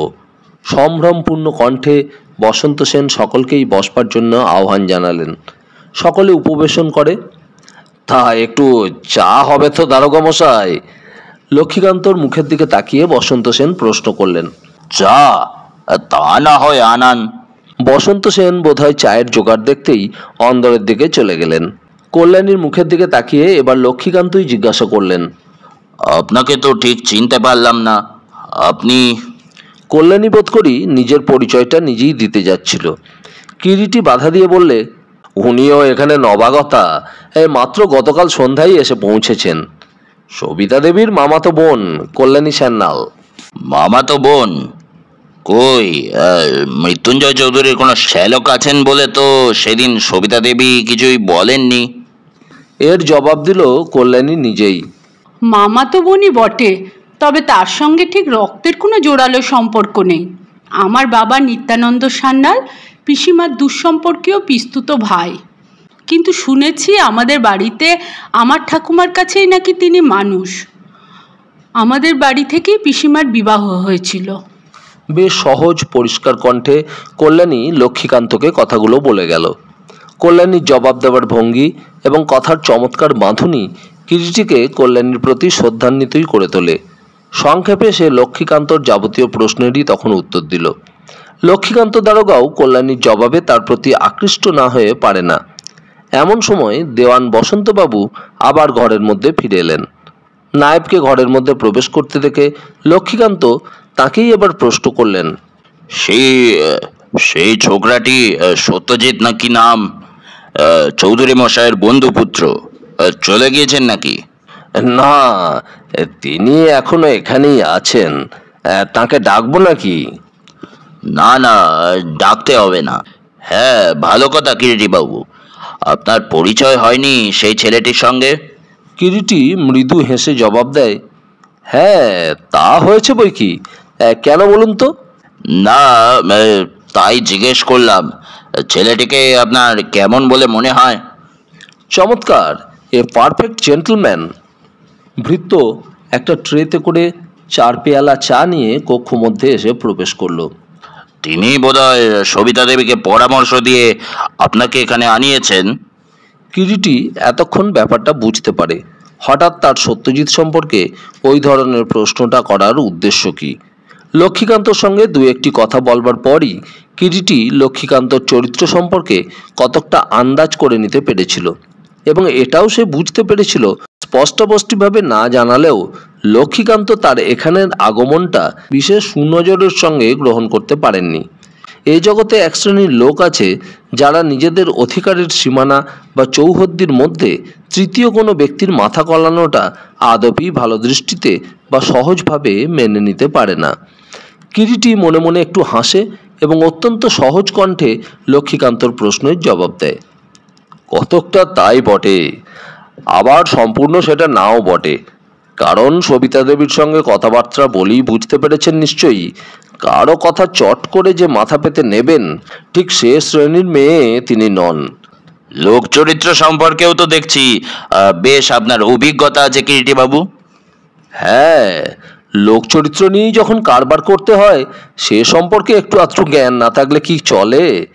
কিন্তু সে কথা যাক লক্ষ্মীকান্তবাবু, আপনি অনুগ্রহ করে আমার সঙ্গে দেখা করতে এসেছেন, এতে যে কি আনন্দিত হলাম। আপনি এলেন, নচেত গতকালই ভাবছিলাম আপনার সঙ্গেই যে সর্বাগ্রে আমার একবার দেখা করার প্রয়োজন। কেন বলুন তো? বলতে গেলে আপনিই তো এই শহরের দণ্ডমুণ্ডের খোদ মালিক। তাছাড়া মৃত্যুঞ্জয় চৌধুরীর হত্যার ব্যাপারে যা কিছু ইনভেস্টিগেশন সে তো আপনার দ্বারাই হয়েছে। কাজেই এই রহস্যের তদন্তে নামতে হলে আপনার সাহায্য এবং উপদেশটাই তো সর্বপ্রথম কথা। কিরিটির কথা বলার ভঙ্গিতে কল্যাণী এমনকি বসন্ত সেন পর্যন্ত ওর মুখের দিকে না তাকিয়ে পারে না। কিরিটির গণনায় ভুল হয়নি, সাপের মুখে ধুলো পড়ার মতোই কাজ হলো। লক্ষ্মীকান্তর চক্র গুটিয়ে এলো। বিনয় বিগলিত কণ্ঠে লক্ষ্মীকান্ত জবাব দিলেন, কি যে বলেন আপনি কিরিটি বাবু, তবে হ্যাঁ, কেসটা জটিল হলেও আমার দিক থেকে যথাসম্ভব সাহায্য আপনি পাবেন। পাবো বলেই তো আশা করে আছি, নচেত কোন দুঃসাহসে কেসটা আমি হাতে নিয়েছি বলুন তো। কিন্তু দারোগা সাহেব, এদিকে চা যে জুড়িয়ে গেল। কথাটা বলল কল্যাণী। ও হ্যাঁ হ্যাঁ, ঠিক ঠিক। লক্ষ্মীকান্ত হাত বাড়িয়ে ট্রে থেকে একটা কাপ নিতে নিতে বলল, এ কি 3 কাপ চা যে? কথাটার জবাব দেয় কিরিটি। একটা কাপ ওই সঙ্গে হাত বাড়িয়ে তুলে নিতে নিতে সে বলে, নায়েব মশাইয়ের বোধহয় চা তেমন চলে না। এর জবাব দিলেন নায়েবি, হ্যাঁ, এই যুগের লোকেদের মতো চাটা ঠিক তেমন আমার সহ্য হয় না। কিরিটি বাবু ঠিকই বলেছেন। চা খান না? আশ্চর্য কথা তো। কথাটা বললেন লক্ষ্মীকান্ত বাবু। সকালে বিকেলে চায়ের বদলে আমি 1 গ্লাস করে দুধ পান করি। হ্যাঁ, ওর আমাদের মতো বোধ হয় অসার বস্তুতে পক্ষপাতিত্ব নেই। উনি একেবারে খাঁটি এবং সার বস্তুটি প্রিয়। হাসতে হাসতেই কিরিটি কথাটা উচ্চারণ করে এবং হাসতে হাসতে কথাটা বললেও আর চোখে বসন্ত সেনের মুখের প্রতি দৃষ্টিপাত করতে কিরিটি ভোলে না। নায়েবের চোখের তারা দুটো যেন বারেকের জন্য একবার ঝিকিয়ে ওঠে, আবার স্বাভাবিক শান্ত হয়ে গেল। সেটুকুও তার নজর এড়ায় না। বাইরে এমন সময় চটি জুতোর শব্দ শোনা গেল এবং সেই সঙ্গে গলাও শোনা গেল, বসন্ত ভায়া কোথায় হে? ঘরের মধ্যে উপস্থিত সকলেরই দৃষ্টি যুগপথ খোলা পথের দিকে পতিত হয়। এই যে শ্যান্নাল মশাই, আসুন আসুন, আমি এই ঘরেই আছি। উদার কণ্ঠে আহ্বান জানালেন বসন্ত সেন। কল্যাণীর পিতা নিত্যানন্দ সান্যাল এসে কক্ষ মধ্যে প্রবেশ করলেন পরক্ষণেই। পরিধানে একটা সাদা ধুতি, গায়ে একটা মেরজাই, পায়ে বিদ্যাসাগরী চটি। আসুন সান্যাল মশাই, এদের সঙ্গে আপনার পরিচয়টা করিয়ে দিই। ইনি শ্রীযুক্ত লক্ষ্মীকান্ত সাহা, এখানকার থানার বড়বাবু। ইনি মিস্টার কিরিটি রায়, রহস্যভেদী। আর ইনি... নমস্কার, আসুন। আপনার পরিচয় আগেই আপনার কন্যা দিয়েছেন। লক্ষ্মীকান্ত বসন্ত সেনের বক্তব্যে বাধা দিয়ে কথাটা বললেন। বটে বটে, মা কালী বুঝি আগেই আমার পরিচয় দিয়েছে, কিন্তু মেয়ের কাছ থেকে বাপের পরিচয়, সেটা তো ঠিক পরিচয় পাওয়া হলো না দারোগা সাহেব। কৌতুক মিশ্রিত কণ্ঠে জবাব দিলেন সান্যাল। কেন বলুন তো? প্রশ্ন করলেন লক্ষ্মীকান্ত। কেন আবার? অতিশয়োক্তিতে সে পরিচয় যে অনিবার্যভাবেই দুষ্ট হবে। তারপর মেয়ের দিকে তাকিয়ে বললেন, সকালে উঠে কোথায় গিয়েছিলে মা জননী? আমার এখনো উপাসনা সমাপন হয়নি, প্রভাত উপাসনার ব্যবস্থাটা করে দাও তো গিয়ে মা। এখনই যাচ্ছি বাবা, সমস্ত ব্যবস্থা আমি করে দিচ্ছি। কতকটা যেন লজ্জিতভাবেই কথাকটি বলে কল্যাণী কক্ষ থেকে একটু দ্রুতই নিষ্ক্রান্ত হয়ে গেল। আপনি কালই এখানে এসে পৌঁছেছেন শুনলাম। কথাটা বললেন লক্ষ্মীকান্ত নিত্যানন্দ সান্যালের মুখের দিকে তাকিয়ে। হ্যাঁ, সংবাদপত্রে সব জানা মাত্রই চলে আসতে হলো। আপনার বলতে আজ আমি ছাড়া মেয়েটার আর কেউই তো নেই। দুর্ভাগ্যই বলতে হবে, ছেলে বয়সে মাকে হারালো। ত্রিসংসারে একমাত্র ছিল ওই বাপ, তাকেও হারালো। খেদপূর্ণ কণ্ঠে কথাগুলো বললেন সান্যাল মশাই। ঘরের মধ্যে উপস্থিত 3 জনের একজনও কেউই সান্যাল মশাইয়ের কথার কোনো জবাব দিল না।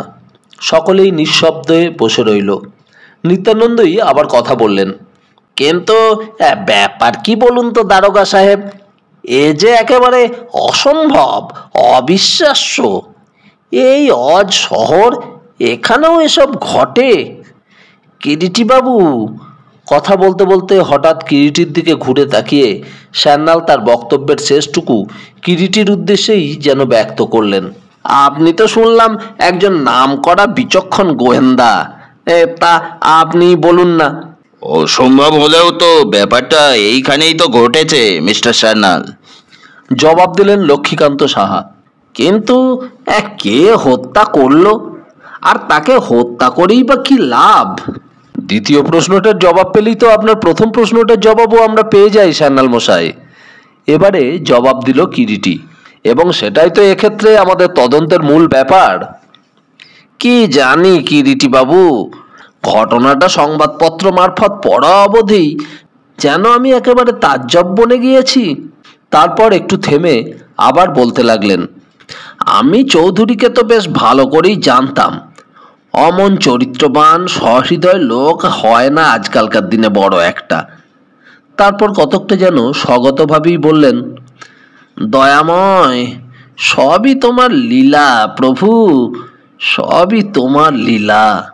আমাদেরও তাই বক্তব্য সান্যাল মশাই।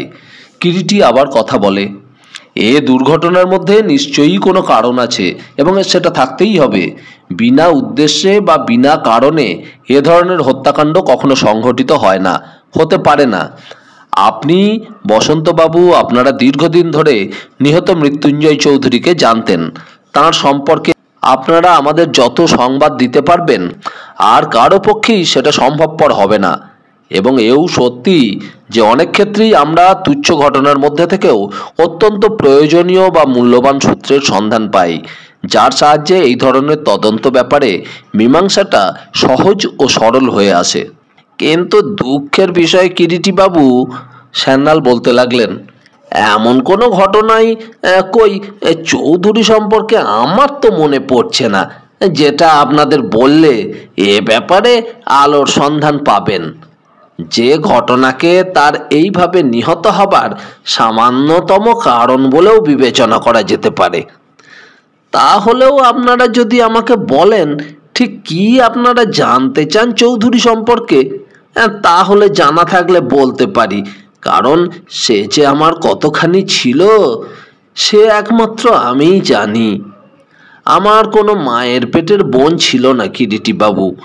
হেম আমার দূর সম্পর্কীয় মামাতো বোন হলেও সহদরার অধিক ছিল। একই মায়ের স্নেহের অঞ্চলে সেও আমি বর্ধিত হয়েছি। সে যে আমার কতখানি ছিল। বলতে বলতে পৌঢ় সান্যালের গলার স্বরটা রুদ্ধ হয়ে আসে, দুই চক্ষুর দৃষ্টি অশ্রুতে ঝাপসা হয়ে ওঠে। সান্যালের শেষের কথাগুলো কক্ষের আবহাওয়াটা যেন কেমন করুণ করে তোলে। সান্যাল তাঁর ধুতির প্রান্ত দিয়ে উদ্গত অশ্রুকে মুছে নিয়ে আবার বলতে লাগলেন, 19 বৎসর পূর্বে হঠাৎ একদিন কলকাতা থেকে চৌধুরীর চিঠিতে যখন জানলাম হেমের মৃত্যু হয়েছে, সে আর ইহজগতে নেই, সেদিনের কথা আমি ভুলব না কিরিটি বাবু। হেমের অসুখের সংবাদ পূর্বেই চৌধুরীর চিঠিতে পেয়েছিলাম বটে, কিন্তু সে যে অত শীঘ্র আমাদের মায়া কাটিয়ে তার এত সাধের সাজানো ঘর ফেলে ওই বয়সেই মৃত্যু মুখে পতিত হবে, এ যেন সত্যিই আমার স্বপ্নাতীত ছিল। হেমের মৃত্যুর পর দুবার মাত্র আমি এখানে এসেছি। এ বাড়িতে পা দিলেই যেন হেমের শত সহস্র স্মৃতি আমার কণ্ঠ টিপে ধরেছে। তাই হাজার ইচ্ছে হলেও এদিকে আর পা বাড়াইনি। আর পা দিয়েই বা কি হবে বলুন? যার সঙ্গে সম্পর্ক সেই যখন রইল না, আর চৌধুরীর কথাই বা কি বলবো। কি যে ভালোবাসতো হেমকে। হেমের অসময়ে মৃত্যুতে ও যেন একেবারে হঠাৎ অল্প বয়সেই দেহ ও মনে স্থবির হয়ে পড়েছিল। বাইরে থেকে অবশ্য বুঝবার উপায় ছিল না, ভিতরে ভিতরে একেবারে শুকিয়ে যেন নিঃশেষ হয়ে গিয়েছিল। কিরিটি ও বসন্ত সেনের মধ্যে একবার দৃষ্টি বিনিময় হয় চকিতে, যখন সান্যাল হেমপ্রভার মৃত্যুর কথা বলছিলেন। কিন্তু কিরিটি বা বসন্ত সেন দুজনের কেউই সান্যালের কথার মধ্যে কথা বলে তাকে বাধা দিল না। সান্যালের বক্তব্য শেষ হতেই সহসা কিরিটি বলে ওঠে, একটা কথা সান্যাল মশাই, একটু আগে আপনার ভগ্নী হেমপ্রভা দেবীর মৃত্যু সম্পর্কে যে কথাটা বললেন, মানে তার স্বাভাবিক মৃত্যু ঘটেছিল, তাই কি? বিস্মিত সান্যাল কিরিটির প্রশ্নে ওর মুখের দিকে সপ্রশ্ন দৃষ্টিতে তাকিয়ে বললেন, হ্যাঁ, কেন বলুন তো? কিন্তু কানাইয়ের মায়ের মুখে হেমপ্রভা দেবীর মৃত্যু সম্পর্কে যে জানা গিয়েছে সেটা কিন্তু। কিরিটি শেষটুকু বলতে বোধহয় ইতস্ততই করে। শ্যান্নাল তীক্ষ্ণ দৃষ্টিতে কিরিটির মুখের দিকে তাকালেন। কি শুনেছেন? হেমপ্রভা দেবীর স্বাভাবিক মৃত্যু ঘটেনি, এবং সকলে যা জানে কলকাতায়ও তার মৃত্যু ঘটেনি। সে কি? একই সঙ্গে বলতে গেলে প্রায় কথাটা উচ্চারণ করলেন শ্যান্নাল ও দারোগা লক্ষ্মীকান্ত সাহা। নিষ্ঠুর সত্যকে এবার অত্যন্ত খোলাখুলিভাবেই যাচাই করা প্রয়োজন। এতকাল যা ঘন রহস্যের অন্তরালে সকলের অজ্ঞাত ছিল, আর তা থাকবে না। মৃত্যুঞ্জয় চৌধুরীর মৃত্যু রহস্য অতীতের আর এক রহস্যকে লোকচক্ষুর সম্মুখে উন্মোচিত করল, যেন অতর্কিতেই। কালের বিধান। কালস্রোতে যা নিশ্চিহ্ন হয়ে ধুয়ে মুছে একেবারে লুপ্ত হয়ে গিয়েছে বলেই সকলে ভেবেছিল, আজ আবার কানাইয়ের মা তাকে বর্তমানের মধ্যে এনে উপস্থিত করেছে। ক্ষণপূর্বে উচ্চারিত কিরিটির কথায় ঘরের মধ্যে উপস্থিত সকলেই কিছুক্ষণের জন্য নিশ্চুপ হয়ে থাকে। কারও কণ্ঠ থেকে এতটুকু স্বরও নির্গত হয় না। বারেকের জন্য চকিত দ্রুত দৃষ্টি সঞ্চালন করে কিরিটি ঘরের মধ্যে উপস্থিত সকলের মুখের দিকে তাকিয়ে নিল। হ্যাঁ, গতকাল সেনমশাইয়ের সঙ্গেও ওই কথারই আলোচনা আমরা করেছিলাম। কিরিটি আবার বলে, এ কথা কি সত্য বসন্ত? এবারে প্রশ্ন করলেন শ্যান্নাল বসন্ত সেনকে। না, সত্য নয়, কঠোর তীক্ষ্ণ কণ্ঠে নায়েব প্রত্যুত্তর দিলেন। নায়েব মশাই, কোনো কিছু আপনার অজ্ঞাত বলেই তাকে একমাত্র সেই যুক্তিতেই মিথ্যা বলে উড়িয়ে দিতে পারেন না। কালও আপনাকে এইটুকু বলার চেষ্টা করেছিলাম। বিশ্বাস করুন, কানাইয়ের মা মিথ্যা বলেনি। ডাকো তো বসন্ত ভায়া একবার ওই ঝি কানাইয়ের মাকে। কথাটা বললেন শ্যান্নালি এবারে। হ্যাঁ, তাই ডাকুন। সত্যি যদি মৃত্যুঞ্জয় চৌধুরীর স্ত্রী হেমপ্রভা দেবীর মৃত্যুর ব্যাপারে কোনো রহস্য থেকেই থাকে, তো সেটাকে অতি অবশ্যই যাচাই করা প্রয়োজন। লক্ষ্মীকান্ত যেন অতি উৎসাহের সঙ্গে কথাটা বললেন। গোবিন্দ, এই গোবিন্দ! বসন্তবাবু দরজার বাইরে গিয়ে ভৃত্য গোবিন্দকে ডাকলেন। একটু পরেই গোবিন্দ ঘরের মধ্যে এসে উপস্থিত হলো। হ্যাঁ বাবু। কানাইয়ের মাকে একবার ডেকে দে তো। যা, শীঘ্রই পাঠিয়ে দে এ ঘরে। গোবিন্দ আদেশ পালনের জন্য চলে গেল। কিন্তু কানাইয়ের মার কথার সত্যতা যাচাই করার চাইতেও ঢের বিস্ময় সকলের জন্য অপেক্ষা করছিল যখন গোবিন্দ এসে সংবাদ দিল সকাল থেকে কানাইয়ের মাকে বাড়ির মধ্যে কোথাও খুঁজে পাওয়া যাচ্ছে না। কানাইয়ের মাকে খুঁজে পাওয়া যাচ্ছে না? সে আবার কি রে? যা ভালো করে দেখ, খোঁজ নিয়ে। কোথায় যাবে বুড়ি? তীক্ষ্ণ রাগত কণ্ঠে কথাগুলো বললেন বসন্ত সেন। আগে ভালো করে দেখেছি বাবু। ঠাকুর আর বনমালীও তো বললে সকাল থেকে তাকে খুঁজে পাওয়া যাইতেছে না। ঠিক এমনি সময় প্রথমে সবিতা ও তার পশ্চাতে সত্যজিৎ কক্ষ মধ্যে এসে প্রবেশ করল। সবিতার চোখে মুখে একটা উদ্বেগ ও দুশ্চিন্তা যেন স্পষ্ট হয়ে উঠেছে। ঘরের মধ্যে প্রবেশ করে সবিতা সকলকে সেই ঘরের মধ্যে উপস্থিত দেখে, এমনকি দারোগা লক্ষ্মীকান্ত সাহাকেও সেই ঘরের মধ্যে উপবিষ্ট দেখে প্রথমটায় যেন একটু ইতস্ততই করে, কিন্তু পরক্ষণেই সে সংকোচটুকু কাটিয়ে উঠে ব্যগ্র কণ্ঠে বসন্ত সেনের দিকে তাকিয়েই বলে, নায়েব কাকা, সকাল থেকে এ বাড়ির মধ্যে কানাইয়ের মাকে খুঁজে পাওয়া যাচ্ছে না। একটা জলজান্ত মানুষ রাতারাতি কোথাও উধাও হয়ে যাবে? নিশ্চয়ই কোথাও না কোথাও আছে। আর একবার ভালো করে খুঁজে দেখতে বলছি মা গোবিন্দকে, জবাব দিলেন বসন্ত সেন। এতক্ষণ কিরিটি একটা কথাও বলেনি, এক পাশে চুপটি করে দাঁড়িয়েছিল। এবার সে কথা বললে, কানাইয়ের মা কোন ঘরে শুতো? নিচের তলায়, চাকরদের ঘরের পাশের একটা ঘরে, জবাব দিল সবিতা। চলুন তো একবার ঘরটা ঘুরে দেখে আসি। কিরিটি সবিতার দিকে তাকিয়ে চোখের দৃষ্টিতে তাকে অনুসরণ করতে বলে খোলা দরজার দিকে সর্বপ্রথম এগিয়ে গেল এবং দরজার কাছাকাছি গিয়ে ফিরে দাঁড়িয়ে লক্ষ্মীকান্তকে সম্বোধন করে বললে, আসুন লক্ষ্মীকান্ত বাবু, চলুন, আপনিও একবার দেখবেন ঘরটা। হ্যাঁ, চলুন। লক্ষ্মীকান্ত অতঃপর তাকে অনুসরণ করে এগিয়ে গেলেন বসন্ত সেনও অনুসরণ করলেন ওদের। বারান্দাটা অতিক্রম করে প্রশস্ত একটা বাঁধানো আঙিনা। আঙিনার দক্ষিণ প্রান্তে পরপর 3টে ঘর। তারই একটা ঘরে কানাইয়ের মা সবিতারা এখানে আসার পর থেকে রাত্রে শুচ্ছিল। ওদের এখানকার আসবার পূর্বে অবশ্য কানাইয়ের মার জিনিসপত্র ওই ঘরের মধ্যে থাকলেও উপরের তলার একটা ঘরেই শুতো সে। পাশের দুখানা ঘরের একটাই থাকে বনমালী, অন্যটায় গোবিন্দ ও ঠাকুর। নাতি প্রশস্ত ঘরখানি, ঘরের দরজাটা খোলাই ছিল। সবিতাই ঘরের সামনে এসে ঘরটা দেখিয়ে দিতে সর্বাগ্রে কিরিটি ঘরের মধ্যে এসে প্রবেশ করলো।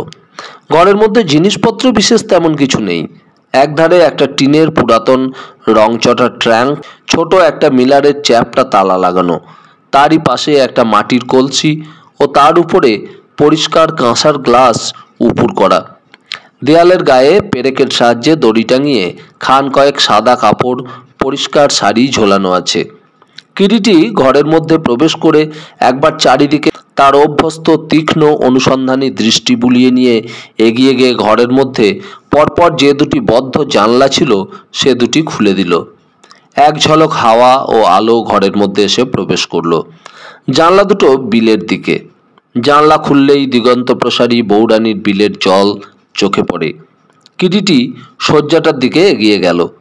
শয্যার মলিন চাদরটা জায়গায় জায়গায় কুঁচকে আছে, মাথার বালিশটা বিছানার একধারে পড়ে আছে। অতঃপর কিরিটি ঘরের মেঝেটা তীক্ষ্ণ অনুসন্ধানী দৃষ্টিতে পরীক্ষা করতে করতে হঠাৎ হাঁটু গেড়ে এক জায়গায় বসে পকেট থেকে একটা লেন্স বার করে সেটার সাহায্যে কি যেন দেখতে লাগলো। অন্যান্য সকলে কৌতূহলী হয়ে কিরিটির পশ্চাতে এসে দাঁড়ায়। মিনিট দেড়েক বাদে কিরিটি আবার সোজা হয়ে উঠে দাঁড়ালো এবং সবিতার মুখের দিকে তাকিয়ে প্রশ্ন করলো, কানাইয়ের মা তো বিশেষ করে আপনার কাজকর্মই দেখাশোনা করতো ইদানিং, তাই না? হ্যাঁ, ইদানিং বয়স হওয়ায় তাকে বিশেষ কাজকর্ম তো করতে দেওয়া হতো না। নিজের খুশি মতো যা টুকটাক কাজ একটু আধটু করতো। কাল রাত্রে শেষবারের মতো তাকে কখন আপনি দেখেন? রাত 11টার কিছু পরে সে আমার কাছ থেকে চলে আসে। আজ সকালে কখন সর্বপ্রথম জানতে পারেন যে তাকে পাওয়া যাচ্ছে না? এই তো ঘন্টাখানেক আগে। রোজ সকালে সে আমার জন্য চা নিয়ে যেত। আজ যায়নি দেখে খোঁজ করতেই তো বনমালী এসে আমাকে বললে কানাইয়ের মাকে পাওয়া যাচ্ছে না খুঁজে। বনমালী কোথায়? বনমালীকে ডেকে আনা হলো ঘরের মধ্যে। এই যে বনমালী, তুমি কোন ঘরে গতকাল রাত্রে শুয়েছিলে? কিরিটি প্রশ্ন করলো। এই ডান দিকটার পাশের ঘরটাতে বাবু। আজ সকালে তোমার দিদিমণি খোঁজ করার আগে কানাইয়ের মাকে যে পাওয়া যাচ্ছে না জানতে না? আগে না, এ খুঁজতে এসেই তো দেখলাম এ ঘরে সে নেই। কাল রাত্রে শেষ কখন তার সঙ্গে তোমার দেখা হয়েছিল? খাওয়ার সময়, রাত্রে, তখন তা প্রায় 10টা হবে। তারপর? তারপর আমি ঘুমোতে চলে আসি ঘরে, আর তার সঙ্গে দেখা হয়নি কাল রাত্রে। রাত্রে কোনো রকম শব্দ শুনেছিলে এ ঘরে? না। খুব ঘুমিয়েছিলে বুঝি? বৃষ্টি হয়, বেশ ঠান্ডা পড়েছিল। ঠাকুর কোথায়? তাকে একবার ডেকে আনো তো। বনমালী গিয়ে রন্ধনশালা থেকে ঠাকুরকে পাঠিয়ে দিল। বছর 30-35 বয়স হবে লোকটার। ঢ্যাঙা রোগা চেহারা, গায়ের রং ঘোর কৃষ্ণবর্ণ, গালের হনু দুটো বিশ্রীভাবে সজাগ হয়ে আছে, পুরু কালো ঠোঁট, উপরের পাটির দাঁত বিকশিত হয়েই আছে। লোকটার স্বভাব বোধহয় বেশ পরিচ্ছন্ন, পরিষ্কার একটা খাটো ধুতি পরিধানে, গলায় লম্ববান ধপধপে একগুচ্ছ পইতে। তুমি এ বাড়িতে রান্না করো? কিরিটি প্রশ্ন করে। আজ্ঞা কর্তা। কি নাম তোমার? আজ্ঞা অধীনের নাম যোগেশচন্দ্র বন্দ্যোপাধ্যায়, রাজি শ্রেণী। বাড়ি কোথায়? আজ্ঞা সোনারাং। কতদিন আছো এ বাড়িতে? তা আপনাগোর আশীর্বাদে ধরেন গিয়া 1 বৎসর তো হইবই। তুমি এই পাশের ঘরেই শোও তো? আজ্ঞা। কানাইয়ের মাকে বাড়ির মধ্যে কাল রাত থেকে কোথাও খুঁজে পাওয়া যাচ্ছে না, জানো? আজ্ঞা। কি কইলেন? কানাইয়ের মায়ের খুঁজা পাওয়া যাইতেছে না? কন কি? যাইব কনে? এইখানেই হয়তো কোথাও হইব, খুঁজা দেখুম। সকলে আবার নায়েবের ঘরে ফিরে এলো। কানাইয়ের মার অতর্কিত অন্তর্ধানের ব্যাপারটা যেন সকলকেই একেবারে বিস্ময়ে অভিভূত করে দিয়েছে। রাতারাতি কোথায় যেতে পারে কানাইয়ের মা? শহর এখান থেকে প্রায় মাইল 5 দূরে। সে যদি নিজের ইচ্ছেতেই চলে গিয়ে থাকে, তাহলে এই 5 মাইল পথ রাত 11টার পর কোনো এক সময় এখান থেকে বের হয়ে অতিক্রম করে গিয়েছে। কালকের সেই বৃষ্টি বাদলের অন্ধকার রাত্রে যদি সে স্বেচ্ছায় গিয়েও থাকে, তাহলেও খুব বেশি দূর এখনো যেতে পারেনি নিশ্চয়ই। আর যদি অন্য কিছু হয়, তাহলে অত্যন্ত দ্রুত কিরিটি আগাগোড়া সমস্ত ব্যাপারটা মনে মনে একবার চিন্তা করে বিশ্লেষণ করে নেয় বোধহয়। এ কথা অবশ্য ঠিকই, হয় কানাইয়ের মা স্বেচ্ছায় এ বাড়ি ছেড়ে কোথাও চলে গিয়েছে, নচেত হয়তো যেতে হয়েছে, অথবা এ বাড়ি থেকে তাকে কোথাও সরিয়ে ফেলা হয়েছে। চলে গিয়েই যদি থাকে সে এ বাড়ি থেকে স্বেচ্ছায়, কিন্তু কেন যাবে? কি এমন কারণ থাকতে পারে তার যাবার? যদি যেতে বাধ্য হয়ে থাকে, হয়তো সেটা অসম্ভব নয়। আর যদি তাকে এখান থেকে সরানো হয়ে থাকে, সেটাও অসম্ভব নয়। কারণ এ বাড়ির সে বহুদিনকার পুরাতন দাসী, এ পরিবারের সঙ্গে সে দীর্ঘদিন ধরে জড়িত। তার পক্ষে অনেক অতীত ঘটনার সাক্ষী হওয়া মোটেই তো অস্বাভাবিক নয়, এবং সেটা সকলের পক্ষে বাঞ্ছনীয় তো নয়ই, অভিপ্রেত বা সুখকরও নয়। ধরেই যদি নেওয়া যায় তাকে সরিয়েই ফেলা হয়েছে কোনো বিশেষ কারণে, তাহলে কত দূরে, কোথায় তাকে সরানো হলো? রাতারাতি কত দূরে তাকে সরিয়ে ফেলা সম্ভবপর? কিরিটি সহসা লক্ষ্মীকান্তর মুখের দিকে তাকিয়ে প্রশ্ন করল, আপনার কি মনে হয় দারোগা বাবু, এই কানাইয়ের মার ব্যাপারটা? মেয়ে ছেলেটা নিশ্চয়ই কোথাও চলে গিয়েছে। চলে গিয়েছে? কেন? কিরিটি প্রশ্ন করে। আগে আমি একবার খুঁজে দেখবো বাবু। না, খুঁজে আর দেখতে হবে না, অনেক খোঁজা হয়েছে তাকে, কিন্তু তাকে পাওয়া যায়নি। খোঁজেন খোঁজেন, ভালো কইটা খুঁজা দেখেন, পাইবেন খন। যাইব কনে? যাওনের জায়গা থাকলি তো যাইবা। পোড়া কপাইল, বুড়ির চাল চুলো কোথাও কি আছে নাকি? বেবা গিলা বৈশা আছে না? ওই যা, ওইদিকে ডাল বৈশা আইছি, সব বোধহয় পুইরা ছাই হইয়া গেল। নির্বিকার যোগেশ বোধহয় রন্ধনশালার দিকে যাবার জন্যই দরজার দিকে পা বাড়ায়। এই আরামজাদা, যাচ্ছিস কোথায়? দাঁড়া! সহসা যেন অতর্কিতে বাঘের মতোই গর্জে ওঠেন লক্ষ্মীকান্ত দারোগা। থমকে দাঁড়িয়ে যায় যোগেশ এবং ফ্যাল ফ্যাল করে লক্ষ্মীকান্তর মুখের দিকে তাকায়। যাচ্ছিস কোথায়? বাবু যা জিজ্ঞেস করলেন তার জবাব দে আগে। যোগেশ কিন্তু লক্ষ্মীকান্তর কথার কোনো জবাব দেয় না, কেবল তাকিয়ে থাকে নিশ্চুপ হয়ে তার মুখের দিকে। সাগার চোখ মুখের চেহারা দেখলেন কিরিটি বাবু? পাক্কা শয়তান। লক্ষ্মীকান্ত কথাটা কিরিটির দিকে তাকিয়ে বলে, গালিগালাজ দেন কেন? কি করেছি আমি? যোগেশ দারোগা সাহেবের মুখের দিকে তাকিয়ে বলল, না, গালাগালি দেব না, তোমায় পাদ্দার দেব। কি কয়লেন? যোগেশ আবার প্রশ্ন করে। যোগেশ, তুমি পাশের ঘরেই কাল রাত্রে শুয়েছিলে? এ ঘরে কাল রাত্রে কোনো শব্দ শুনেছ?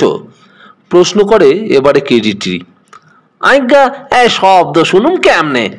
খেন্তির মাই কয় আমি একবার নিদ্রা গেলে নাকি ঢাকের বাদ দিয়ে আমার কানে যায় না। তা আপনাগর চিচড়ানের আশীর্বাদে নিদ্রাটা আমার একটু গাঢ়ই হয়। আচ্ছা, তুমি যাও। যোগেশকে অতঃপর বিদায় দেওয়া হলো। এখন আমার কি মনে হচ্ছে জানেন কিরিটি বাবু? কি? বুড়ি নিশ্চয়ই মৃত্যুঞ্জয় চৌধুরীর মৃত্যুর ব্যাপারে জড়িত ছিল, কোনো কারণে বেগতিক দেখে পালিয়েছে। কিন্তু আমিও আপনাকে বলে রাখছি কিরিটি বাবু, আমারও নাম লক্ষ্মীকান্ত সাহা, 14 বছর দারোগাগিরি করছি। ও হাঁ করলেই বুঝতে পারি। থানায় ফিরে গিয়েই চারিদিকে আমি লোক পাঠাবো। বেটি পালাবে কোথায়? হাতে দড়ি দিয়ে হির হির করে টেনে এনে হাজতে ভরবো না? দেখুন না। কানাইয়ের মাকে ধরতে পারলে অবশ্য মন্দ হতো না, তবে তাকে এত সহজে ধরা যাবে বলে তো মনে হচ্ছে না মিস্টার সাহা। এটা আমার এলাকা কিরিটি বাবু, আপনি নিশ্চিন্ত থাকুন। সহসা এমন সময় পাশের ঘর থেকে উগ্র কর্কশ একটা কণ্ঠস্বর শোনা গেল। গোবিন্দ, এই গোবিন্দ! এখনো চা দেওয়ার সময় হলো না বেটা তোদের? লক্ষ্মীকান্ত নায়েবের মুখের দিকে তাকিয়ে প্রশ্ন করলেন, কে? সন্তোষ চৌধুরী, গতকাল সন্ধেই এডেন থেকে এসেছে। জবাব দিলেন বসন্ত সেন। লোকটা আবার কে? আবার জিজ্ঞাসা করেন লক্ষ্মীকান্ত। পরিচয় দিচ্ছে কর্তার জাততুতো ভাইয়ের ছেলে, ভাইপো। ভাইপো? কই, এর সম্বন্ধে তো কোনো কথা সেদিন আপনার মুখে বা সবিতা দেবীর মুখে শুনিনি। আপনিও ওর আসবার পূর্বে ওর সম্পর্কে কোনো কথাই শোনেননি? এবারে প্রশ্ন করেন লক্ষ্মীকান্তই সবিতাকে। না। আপনার বাবা কোনোদিন যে তাঁর জাততুতো ভাই এডেনে থাকেন সে সম্পর্কে কোনো কথাই আপনাকে বলেননি মিস চৌধুরী? প্রশ্ন করল এবারে কিরিটি সবিতার দিকে তাকিয়ে। না। সবিতা এবারেও ওই ছোট্ট সংক্ষিপ্ত জবাব দেয়। নায়েব মশাই, আপনিও কোনোদিন তার মুখে শোনেননি তার কোনো জেঠতুতো ভাই আছে এডেনে এ কথা? কিরিটি বসন্ত সেনের মুখের দিকে তাকিয়ে আবার প্রশ্ন করল। শুনেছিলাম 1 বছর আগে কথায় কথায় একদিন তিনি বলেছিলেন তাঁর এক জাততুতো ভাই বিবাহের পর হঠাৎ বাপের সঙ্গে নাকি কি নিয়ে গোলমাল বাধায়, কাউকে কিছু না জানিয়েই রাতারাতি বউকে নিয়ে বাড়ি থেকে চলে যান।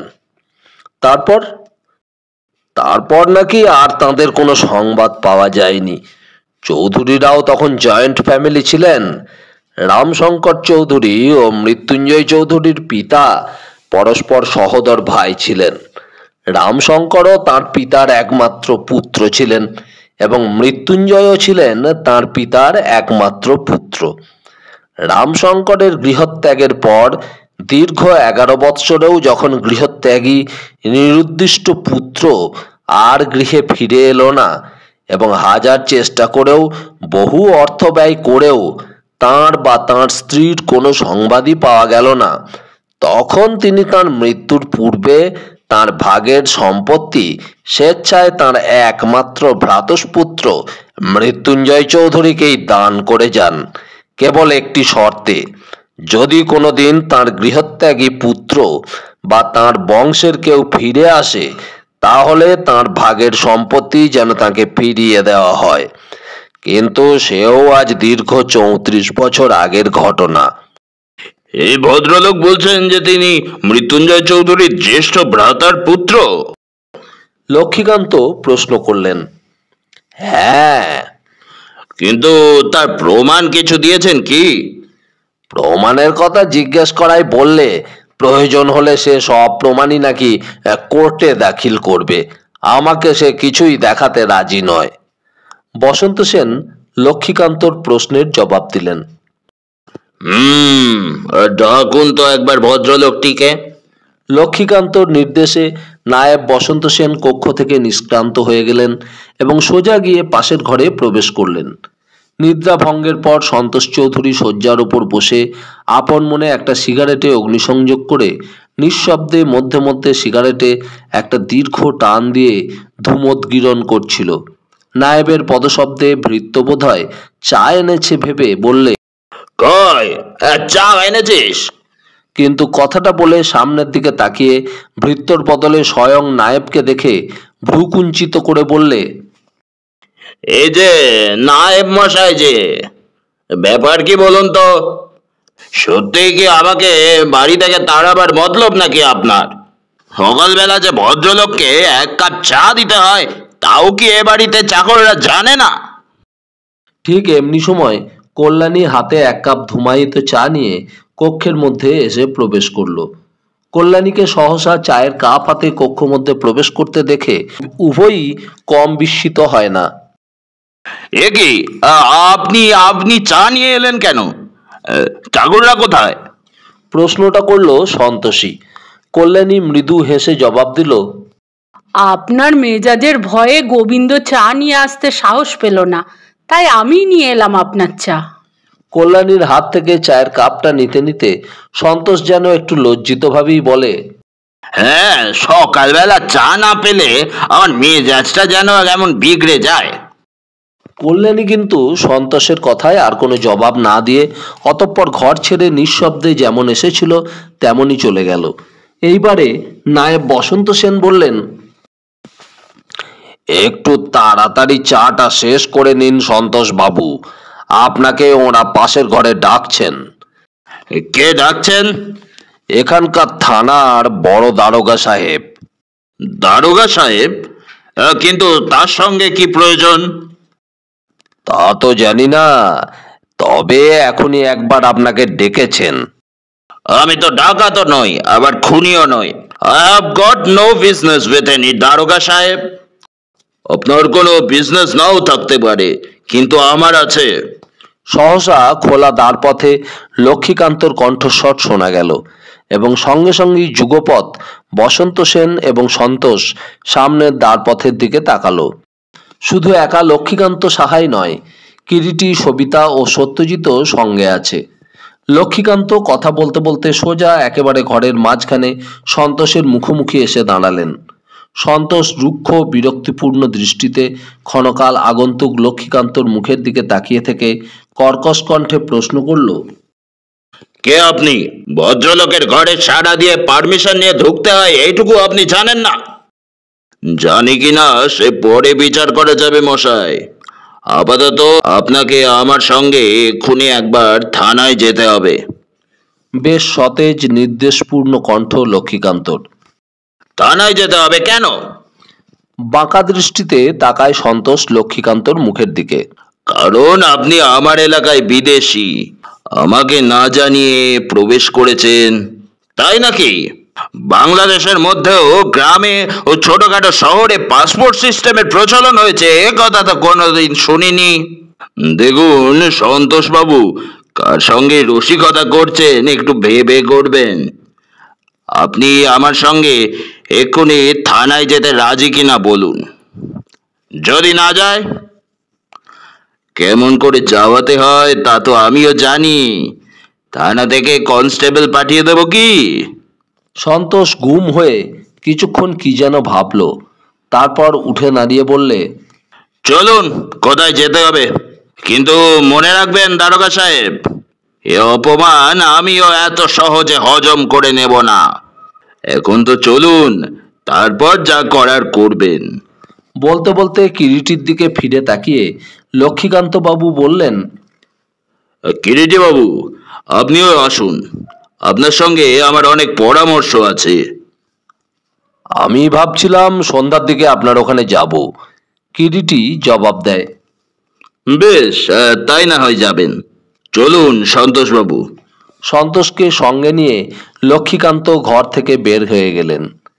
লক্ষ্মীকান্ত সাহা সহসা সন্তোষ চৌধুরীকে সঙ্গে করে নিয়ে গিয়ে যেন একটা নাটকীয় সংঘাতের সৃষ্টি করে গেলেন।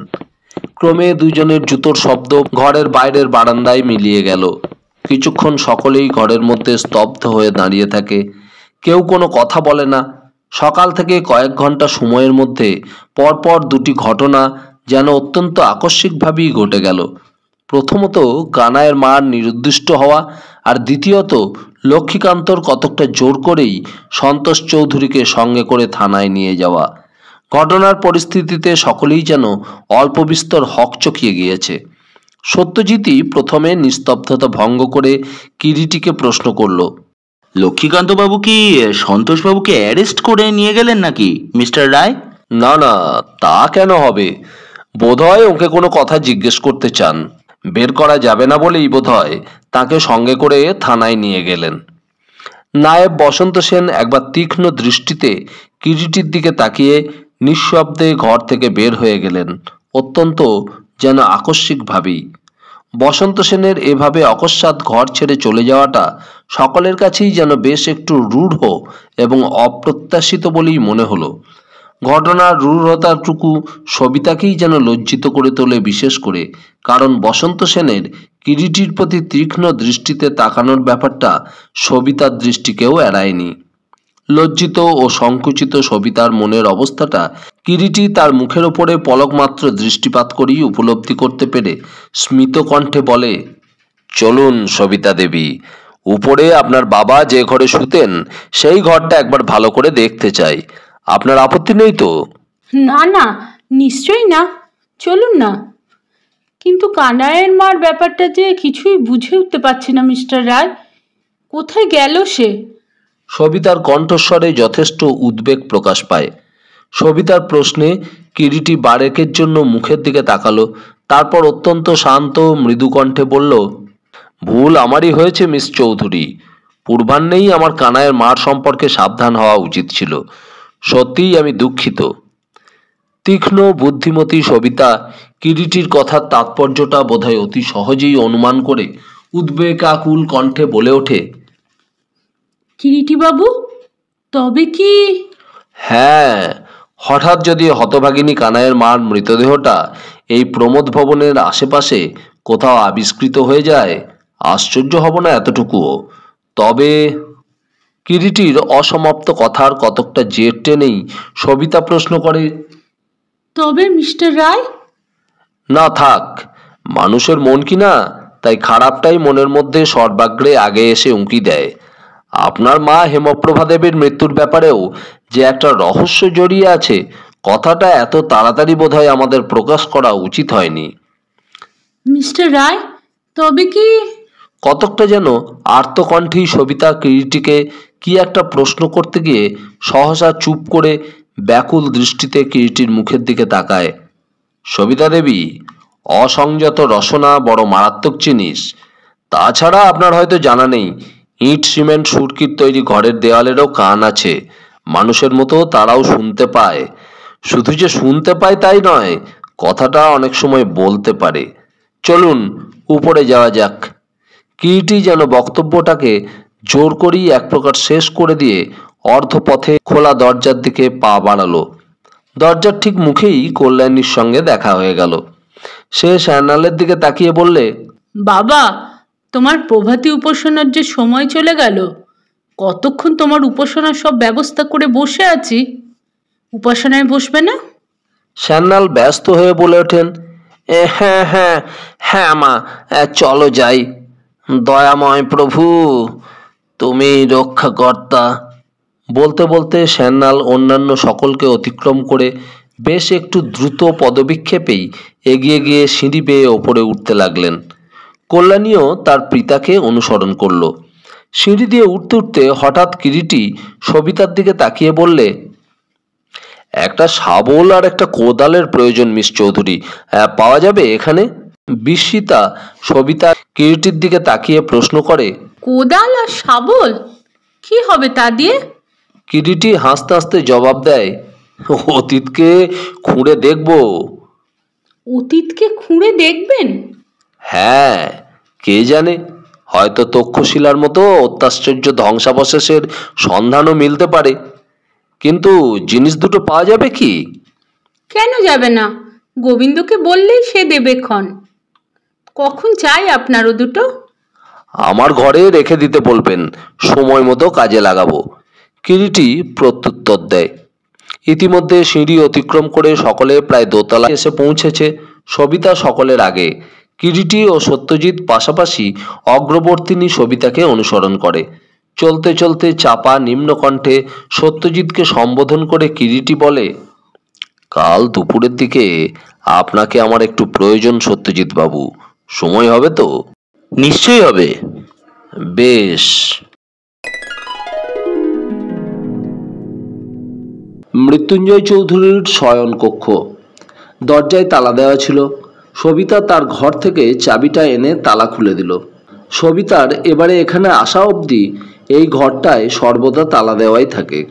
কেবল সন্ধ্যার কিছু আগে একবার নিজে দাঁড়িয়ে থেকে কানাইয়ের মাকে দিয়ে ঘরটা ঝাড়পোছ করে বাবার ফটোর নিচে একটা ধূপদানিতে ধূপ রেখে আসতো। মৃত্যুঞ্জয়ের ঘরের মধ্যে যে জিনিসটি যেমনভাবে সজ্জিত ছিল এখনও অবিকল ঠিক তেমনই আছে।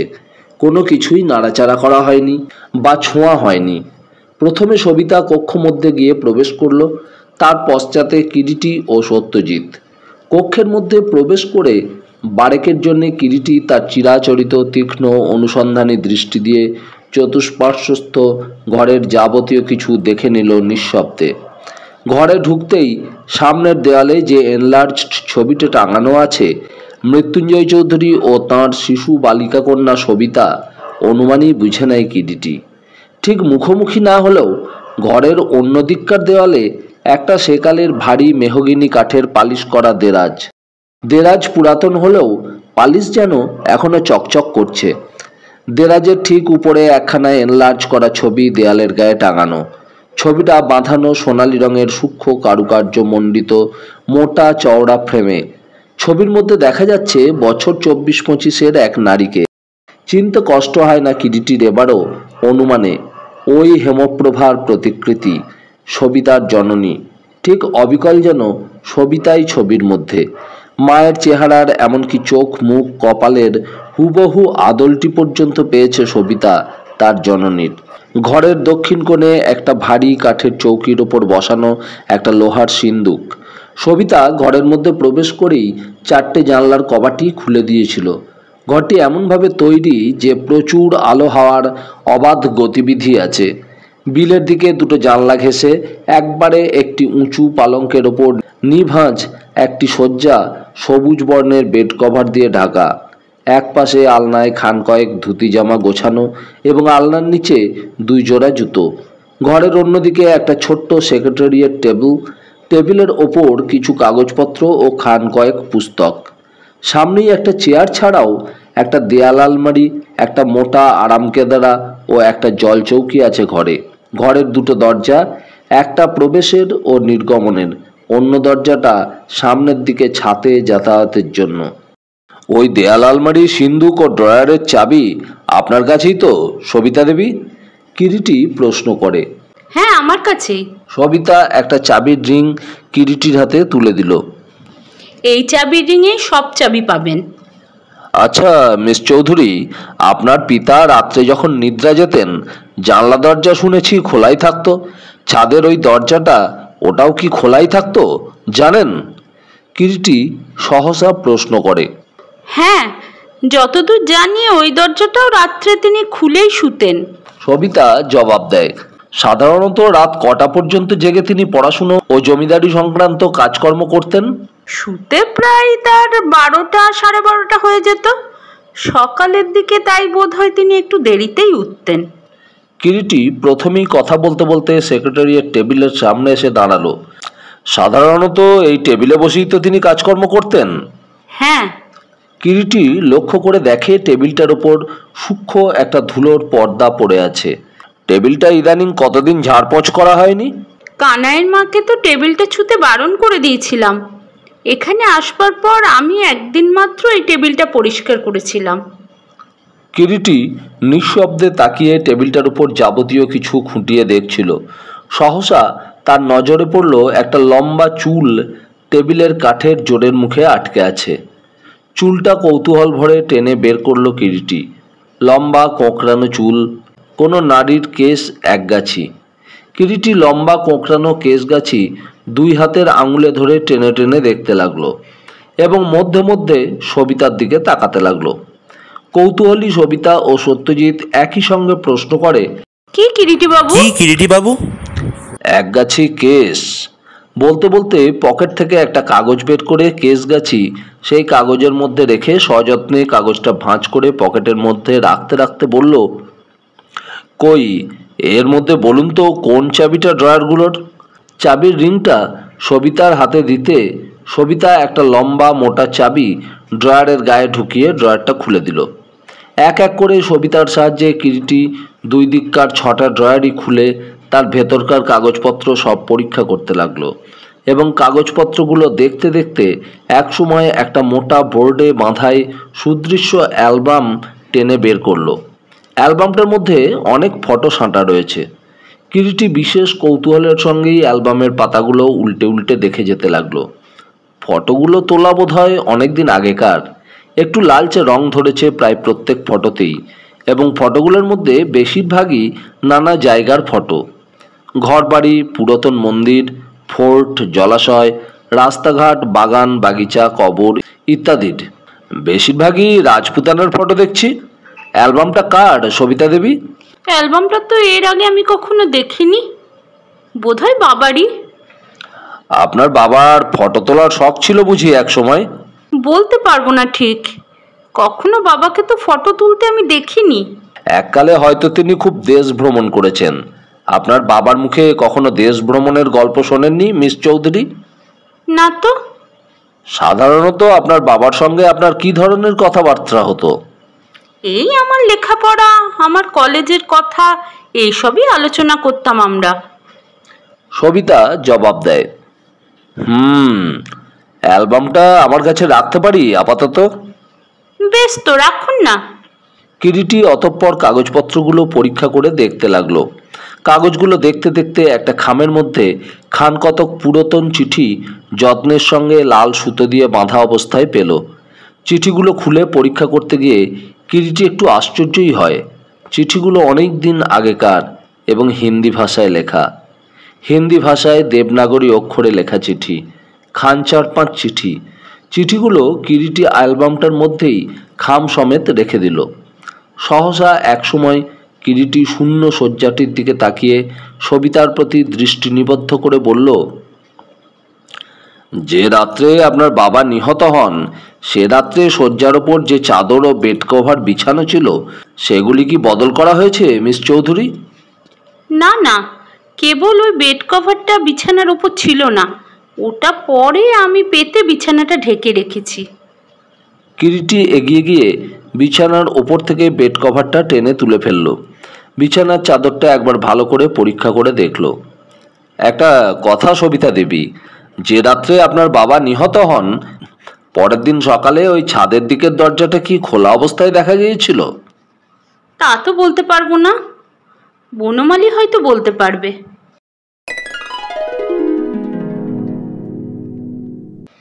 ওই দিন দ্বীপ্রহরে আহারাদির পর কিরিটি একাকী তার ঘরের মধ্যে বসে একটা চেয়ারের উপরে সকালবেলা মৃত্যুঞ্জয় চৌধুরীর টেবিলের ড্রয়ার থেকে আনা ফটোর অ্যালবামটা আবার একবার উল্টে পাল্টে দেখছিল।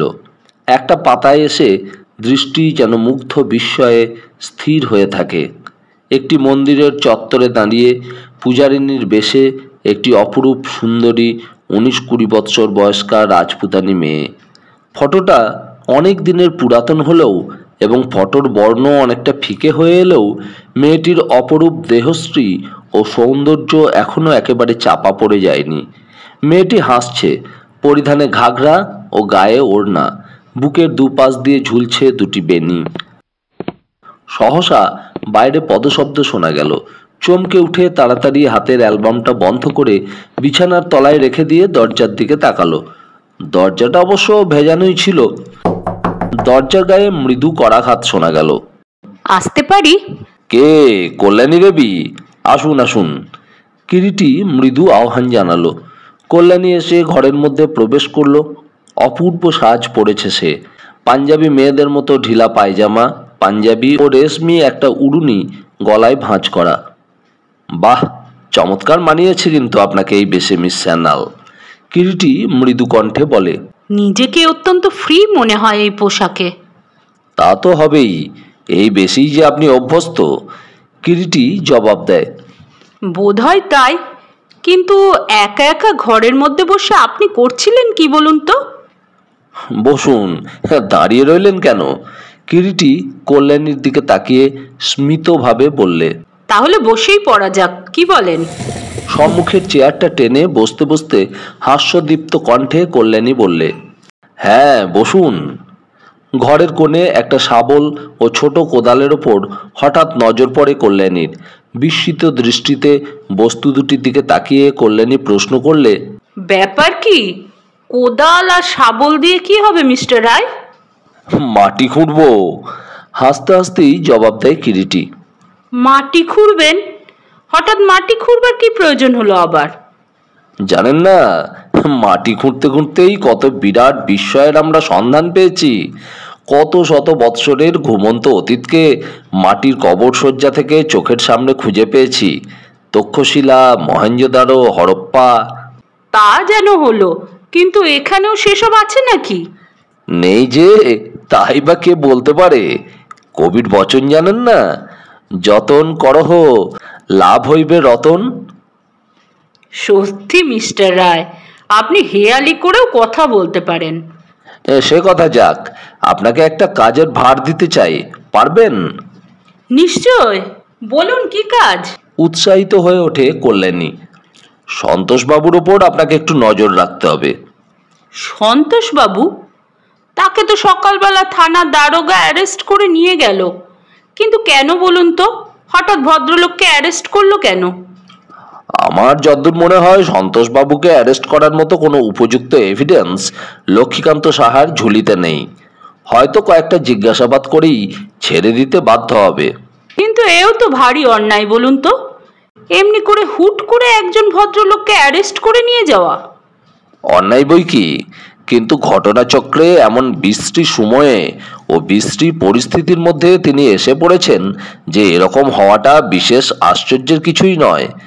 দশচক্রে ভগবান ভূত বলে একটা প্রবাদ আছে না আমাদের দেশে, এক্ষেত্রেও অনেকটা তাই হয়েছে মিস স্যান্যাল। কিরিটি বাবু? কল্যাণীর গলার স্বরে কিরিটি যেন বেশ একটু বিস্মিত হয়েই ওর মুখের দিকে তাকালো। বলুন। একটা অনুরোধ আমার, দাবিও বলতে পারেন। আপনি অবশ্য কথাটা মানবেন কি না জানি না, তবে আমার কি মনে হয় জানেন, কোনো কোনো ক্ষেত্রে সামান্য কয়েক ঘন্টার আলাপ পরিচয়ে কেউ কেউ পরস্পরের কাছে এত ঘনিষ্ঠ, এত সহজ হয়ে আসে যে ভাবতেও অনেক সময় বিস্ময় লাগে। এই ধরুন আপনার কথা, কতক্ষণেরই বা আলাপ আপনার সঙ্গে, অথচ মনে হচ্ছে যেন আপনার সঙ্গে বুঝি কতদিনেরই না পরিচয়। হয়তো আপনি মনে মনে হাসছেন, কিন্তু কেন হাসবো কেন? কিরিটি হাস্যদীপ্ত কণ্ঠেই বাধা দিয়ে বলে ওঠে। সে যাই হোক, সেই দাবিতেই অনুরোধটা জানাচ্ছি। আপনি আমাকে আপনি বা মিস সান্যাল না বলে শুধু কল্যাণী বলে ডাকলে কিন্তু ভারী খুশি হব। আর সেই সঙ্গে যদি আপনির দূরত্বটা তুলে দিয়ে তুমি বলে সম্বোধন করেন, তাহলে খুশির সত্যিই বলছি অন্ত থাকবে না। তাছাড়া বয়সেও তো আমি আপনার চাইতে অনেক ছোটই হব, সেদিক দিয়েও তো অনায়াসেই আমাকে আপনি তুমি বলে ডাকতে পারেন। বেশ, তো তুমি বলে ডাকলেই যদি তুমি খুশি হও কল্যাণী, তাই হবে। কিরিটি স্নিগ্ধ কণ্ঠে জবাব দেয়। আহ, বাঁচলাম। এবারে নিশ্চিন্ত মনে বলি, খাওয়া দাওয়ার পর বিছানায় শুয়ে পিসেমশাইয়ের হত্যার ব্যাপারটাই ভাবছিলাম। একটা ব্যাপারে কেমন যেন খটকা লাগছে। কি বলুন তো? আবার বলুন। হো, ভুল হয়ে গেছে, বলো। আচ্ছা, এই পিসিমার হত্যার ব্যাপারটা নায়েব বলেছেন তিনি ও সম্পর্কে কিছুই জানেন না, এও কখনো হতে পারে? কৌতুকে কিরিটি প্রশ্ন করে। কেন? না, অনেক দিনকার পুরাতন লোক উনি এ বাড়ির। শুধু তাই নয়, পিসেমশাইয়ের একদিক থেকে যতদূর শুনলাম নাকি বন্ধুর মতোই ছিলেন উনি। আমার তো মনে হয় বিশেষ কারণেই কথাটা তিনি অস্বীকার করছেন এখন। তুমি হয়তো ঠিকই ধরেছ কল্যাণী, তা হলেও এত তাড়াতাড়ি কোনো বিষয়ে চট করে মতামত প্রকাশ করা উচিত নয়। তারপর কানাইয়ের মায়ের অন্তর্ধানের ব্যাপারটা কি মনে হয় তোমার? এর পিছনেও কোনো রহস্য আছে। কি রকম? পাছে কানাইয়ের মা উপস্থিত থাকলে পিসিমার ব্যাপারটা প্রমাণিত হয়, তাই হয়তো তাকে সরানো হয়েছে কৌশলে। স্বাভাবিক। কিন্তু বেচারিকে খুন করে কেউ ওই বৌরানির বিলের জলে ডুবিয়ে দেয়নি তো? তাতেও আশ্চর্য হবার কিছুই নেই কল্যাণী। বলেন কি? ঠিক তাই। একটা মিথ্যাকে ঢাকতে গিয়ে যেমন সেই সঙ্গে 10টা মিথ্যার আমদানি করতে হয়, তেমনি বহু ক্ষেত্রেই দেখা গেছে একটা হত্যার ব্যাপারকে চাপা দেওয়ার জন্য আরও 2-1টা আনুষঙ্গিক হত্যা এসে পড়ে। অথচ হত্যাকারী বোঝে না যে সে নিজে যত ধূর্ত ও ক্ষিপ্রই হোক না কেন, হত্যা তার পথরেখা বা চিহ্ন সর্বক্ষেত্রে রেখে যাবেই পশ্চাতে, এবং সেই পথরেখা ধরে এগিয়ে চললে তাকে ধরা দিতেই হবে। সুব্রতকেও আমি বহুবার বলেছি একথা, কেবল একটা ছকে ফেলা। কিন্তু সেই ছকে ফেলা? হ্যাঁ, সেই জন্য কিছু সূত্রের আবশ্যক। ডিটেকশনের মূল কথাটাই তো তাই, সূত্রকে খুঁজে বের করতে হবে। How interesting. ইন্টারেস্টিং সন্দেহ নেই, তবে সমগ্র ব্যাপারটাকে ইন্টারেস্টিং করে তুলবার জন্য স্থির বিচার বুদ্ধি, বিবেচনা শক্তি ও সতর্ক তীক্ষ্ণ সজাগ দৃষ্টির প্রয়োজন প্রতি মুহূর্তে। সমস্ত ব্যাপারটাই যেন একটা বুদ্ধির অঙ্ক। বুদ্ধির অঙ্ক? হ্যাঁ, তোমাকে যখন বর্তমান এই ডিটেকশন ব্যাপারে সহকর্মী হিসাবেই নিয়েছি, কয়েকটা প্রশ্ন তোমাকে ভাববার জন্য দিচ্ছি, ভেবে জবাব দিও। প্রশ্ন? বলুন। প্রথম প্রশ্ন হচ্ছে, মৃত্যুঞ্জয় চৌধুরী ও তার স্ত্রী হেমপ্রভার মৃত্যুর মধ্যে কোনো যোগাযোগ আছে কিনা। দ্বিতীয় প্রশ্ন হচ্ছে, যদি থেকেই থাকে তাহলে প্রথম ও দ্বিতীয় মৃত্যুর মধ্যে দীর্ঘ এই 19 বৎসরের ব্যবধান কেন হলো। তৃতীয় প্রশ্ন, ওই 19 বৎসরের ব্যবধানে একই হত্যাকারীর পক্ষে একই কারণে দুজনকেই হত্যা করা সম্ভবপর কিনা। বুঝতে পারছো বোধহয়। তৃতীয় প্রশ্নের যদি জবাবটা খুঁজে পাও, ওই সঙ্গেই প্রথম প্রশ্নের জবাবটাও সহজ হয়ে আসবে। 4 নম্বর প্রশ্ন, দুটি মৃতদেহই ওই একই জায়গায় বকুল বৃক্ষতলে পাওয়া গেল কেন। দুবারই হত্যার স্থান ওই বকুল বৃক্ষতলকেই বেছে নেওয়া হয়েছিল, না দ্বিতীয় হত্যার পর মৃতদেহ ওই জায়গায় নিয়ে যাওয়া হয়েছিল। নিয়ে যাওয়াই যদি হয়ে থাকে, কি তার উদ্দেশ্য ছিল। শুধু তাই নয়, যদি ধরে নেওয়া যায় ওইখানেই মৃতদেহ বহন করেই নিয়ে যাওয়া হয়েছিল, স্বভাবতই একটা প্রশ্ন জাগবে মনে। হত্যাকারী দেহে প্রচুর শক্তি ধরে। ওই সঙ্গে একথাও মনে হবে, তাহলে কোথায় হত্যা করা হয়েছিল। আচ্ছা, একটা কথা মিস্টার রায়, আপনি কি তাহলে ধরেই নিচ্ছেন যে কানাইয়ের মা পিসিমার মৃত্যু সম্পর্কে যে কাহিনী বলেছে তা সত্য? নিশ্চয়ই। কিন্তু তার প্রমাণ কি? Yes, it is an intelligent question. প্রমাণ, এক্ষেত্রে প্রমাণের চাইতে প্রবাবিলিটির উপরই আমি বেশি জোর দিয়েছি। কিন্তু কেন? প্রথমত, কানাইয়ের মার মতো একজন স্ত্রীলোকের পক্ষে এ ধরনের একটা চমৎকার কাহিনী গড়ে তুলে বলবার যেমন কোনো উদ্দেশ্যও থাকতে পারে না, তেমনি তার মতো একজন অশিক্ষিত দাসীর পক্ষে সম্পূর্ণ পারম্পর্য ও যুক্তি বজায় রেখে এমন একটা সুষ্ঠু কাহিনী রচনা করে তুলবার ক্ষমতা থাকতে পারে না। দ্বিতীয়ত, অনেক দিনকার পুরনো দাসী এ বাড়ির সে। হেমপ্রভা দেবীর বাপের বাড়ি থেকেই সে এসেছে। খাস দাসী ছিল সে হেমপ্রভা দেবীর, এবং তার প্রতি একটা প্রগাঢ় স্নেহ ও ভালোবাসা গড়ে ওঠা কানাইয়ের মার পক্ষে অসম্ভব তো নয়ই, অস্বাভাবিকও নয়। সেদিক দিয়েও যদি বিচার করে দেখি, তাহলে দেখা যাবে হেমপ্রভা দেবীর কোনোরূপ কলঙ্ক ঘটে বা তাঁর চরিত্রের প্রতি কোনোরূপ বাঁকা ইঙ্গিত আসতে পারে কানাইয়ের মার দ্বারা, সেটাও খুব একটা স্বাভাবিক নয়। তৃতীয়ত, কানাইয়ের মার মতো একজন স্ত্রীলোকের ওইভাবেই তার মণিপত্নীর সম্পর্কে একটা কল্পিত কাহিনী গড়ে তুলে বলবারই বা কী স্বার্থ থাকতে পারে। চতুর্থত, ঘটনাটা আপনি প্রকাশ না করবার যে হেতু কানাইয়ের মা দর্শিয়েছে, সেটাও আমার চোখে খুবই স্বাভাবিক লেগেছে। এবং শেষ ও পঞ্চম, আচমকা এইভাবে কানাইয়ের মা নিরুদ্দিষ্ট হওয়ায় তার বর্ণিত কাহিনী যে মিথ্যা নয়, কথাটা আরো বেশি করেই আমার কাছে সত্য বলে মনে হচ্ছে। আর একমাত্র সেই কারণেই আজ সকাল থেকে কানাইয়ের মান নিরুদ্দিষ্ট হবার পর থেকে বর্তমান রহস্যের চিন্তাধারাটা আমি একটা নির্দিষ্ট পথে চালনা করতে সক্ষম হয়েছি। মুগ্ধ বিস্ময়ের সঙ্গেই কল্যাণী কিরিটির যুক্তিপূর্ণ আলোচনা শুনছিল।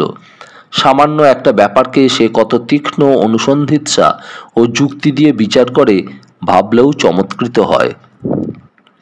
কিরিটির কণ্ঠস্বর আবার শোনা গেল।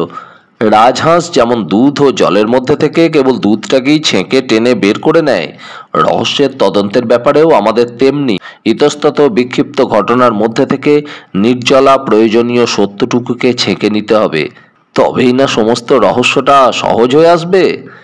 তারপর সহসা কিরিটি নিজের হাত ঘড়িটার দিকে তাকিয়ে বললে, কিন্তু এবারে আমাকে একবার থানায় যেতে হবে যে কল্যাণী। এখন থানায় যাবেন? হ্যাঁ, বেলা প্রায় 2:30 হলো। দেখে আসি সন্তোষ পর্ব কত দূর গড়ালো। মৃদু হাস্য সহকারে কথাটা বলতে বলতে কিরিটি চেয়ারটা থেকে গাত্রোত্থান করলো। কখন ফিরবেন মিস্টার রায়? বেশি দেরি হবে না, সন্ধ্যার আগেই হয়তো ফিরতে পারবো।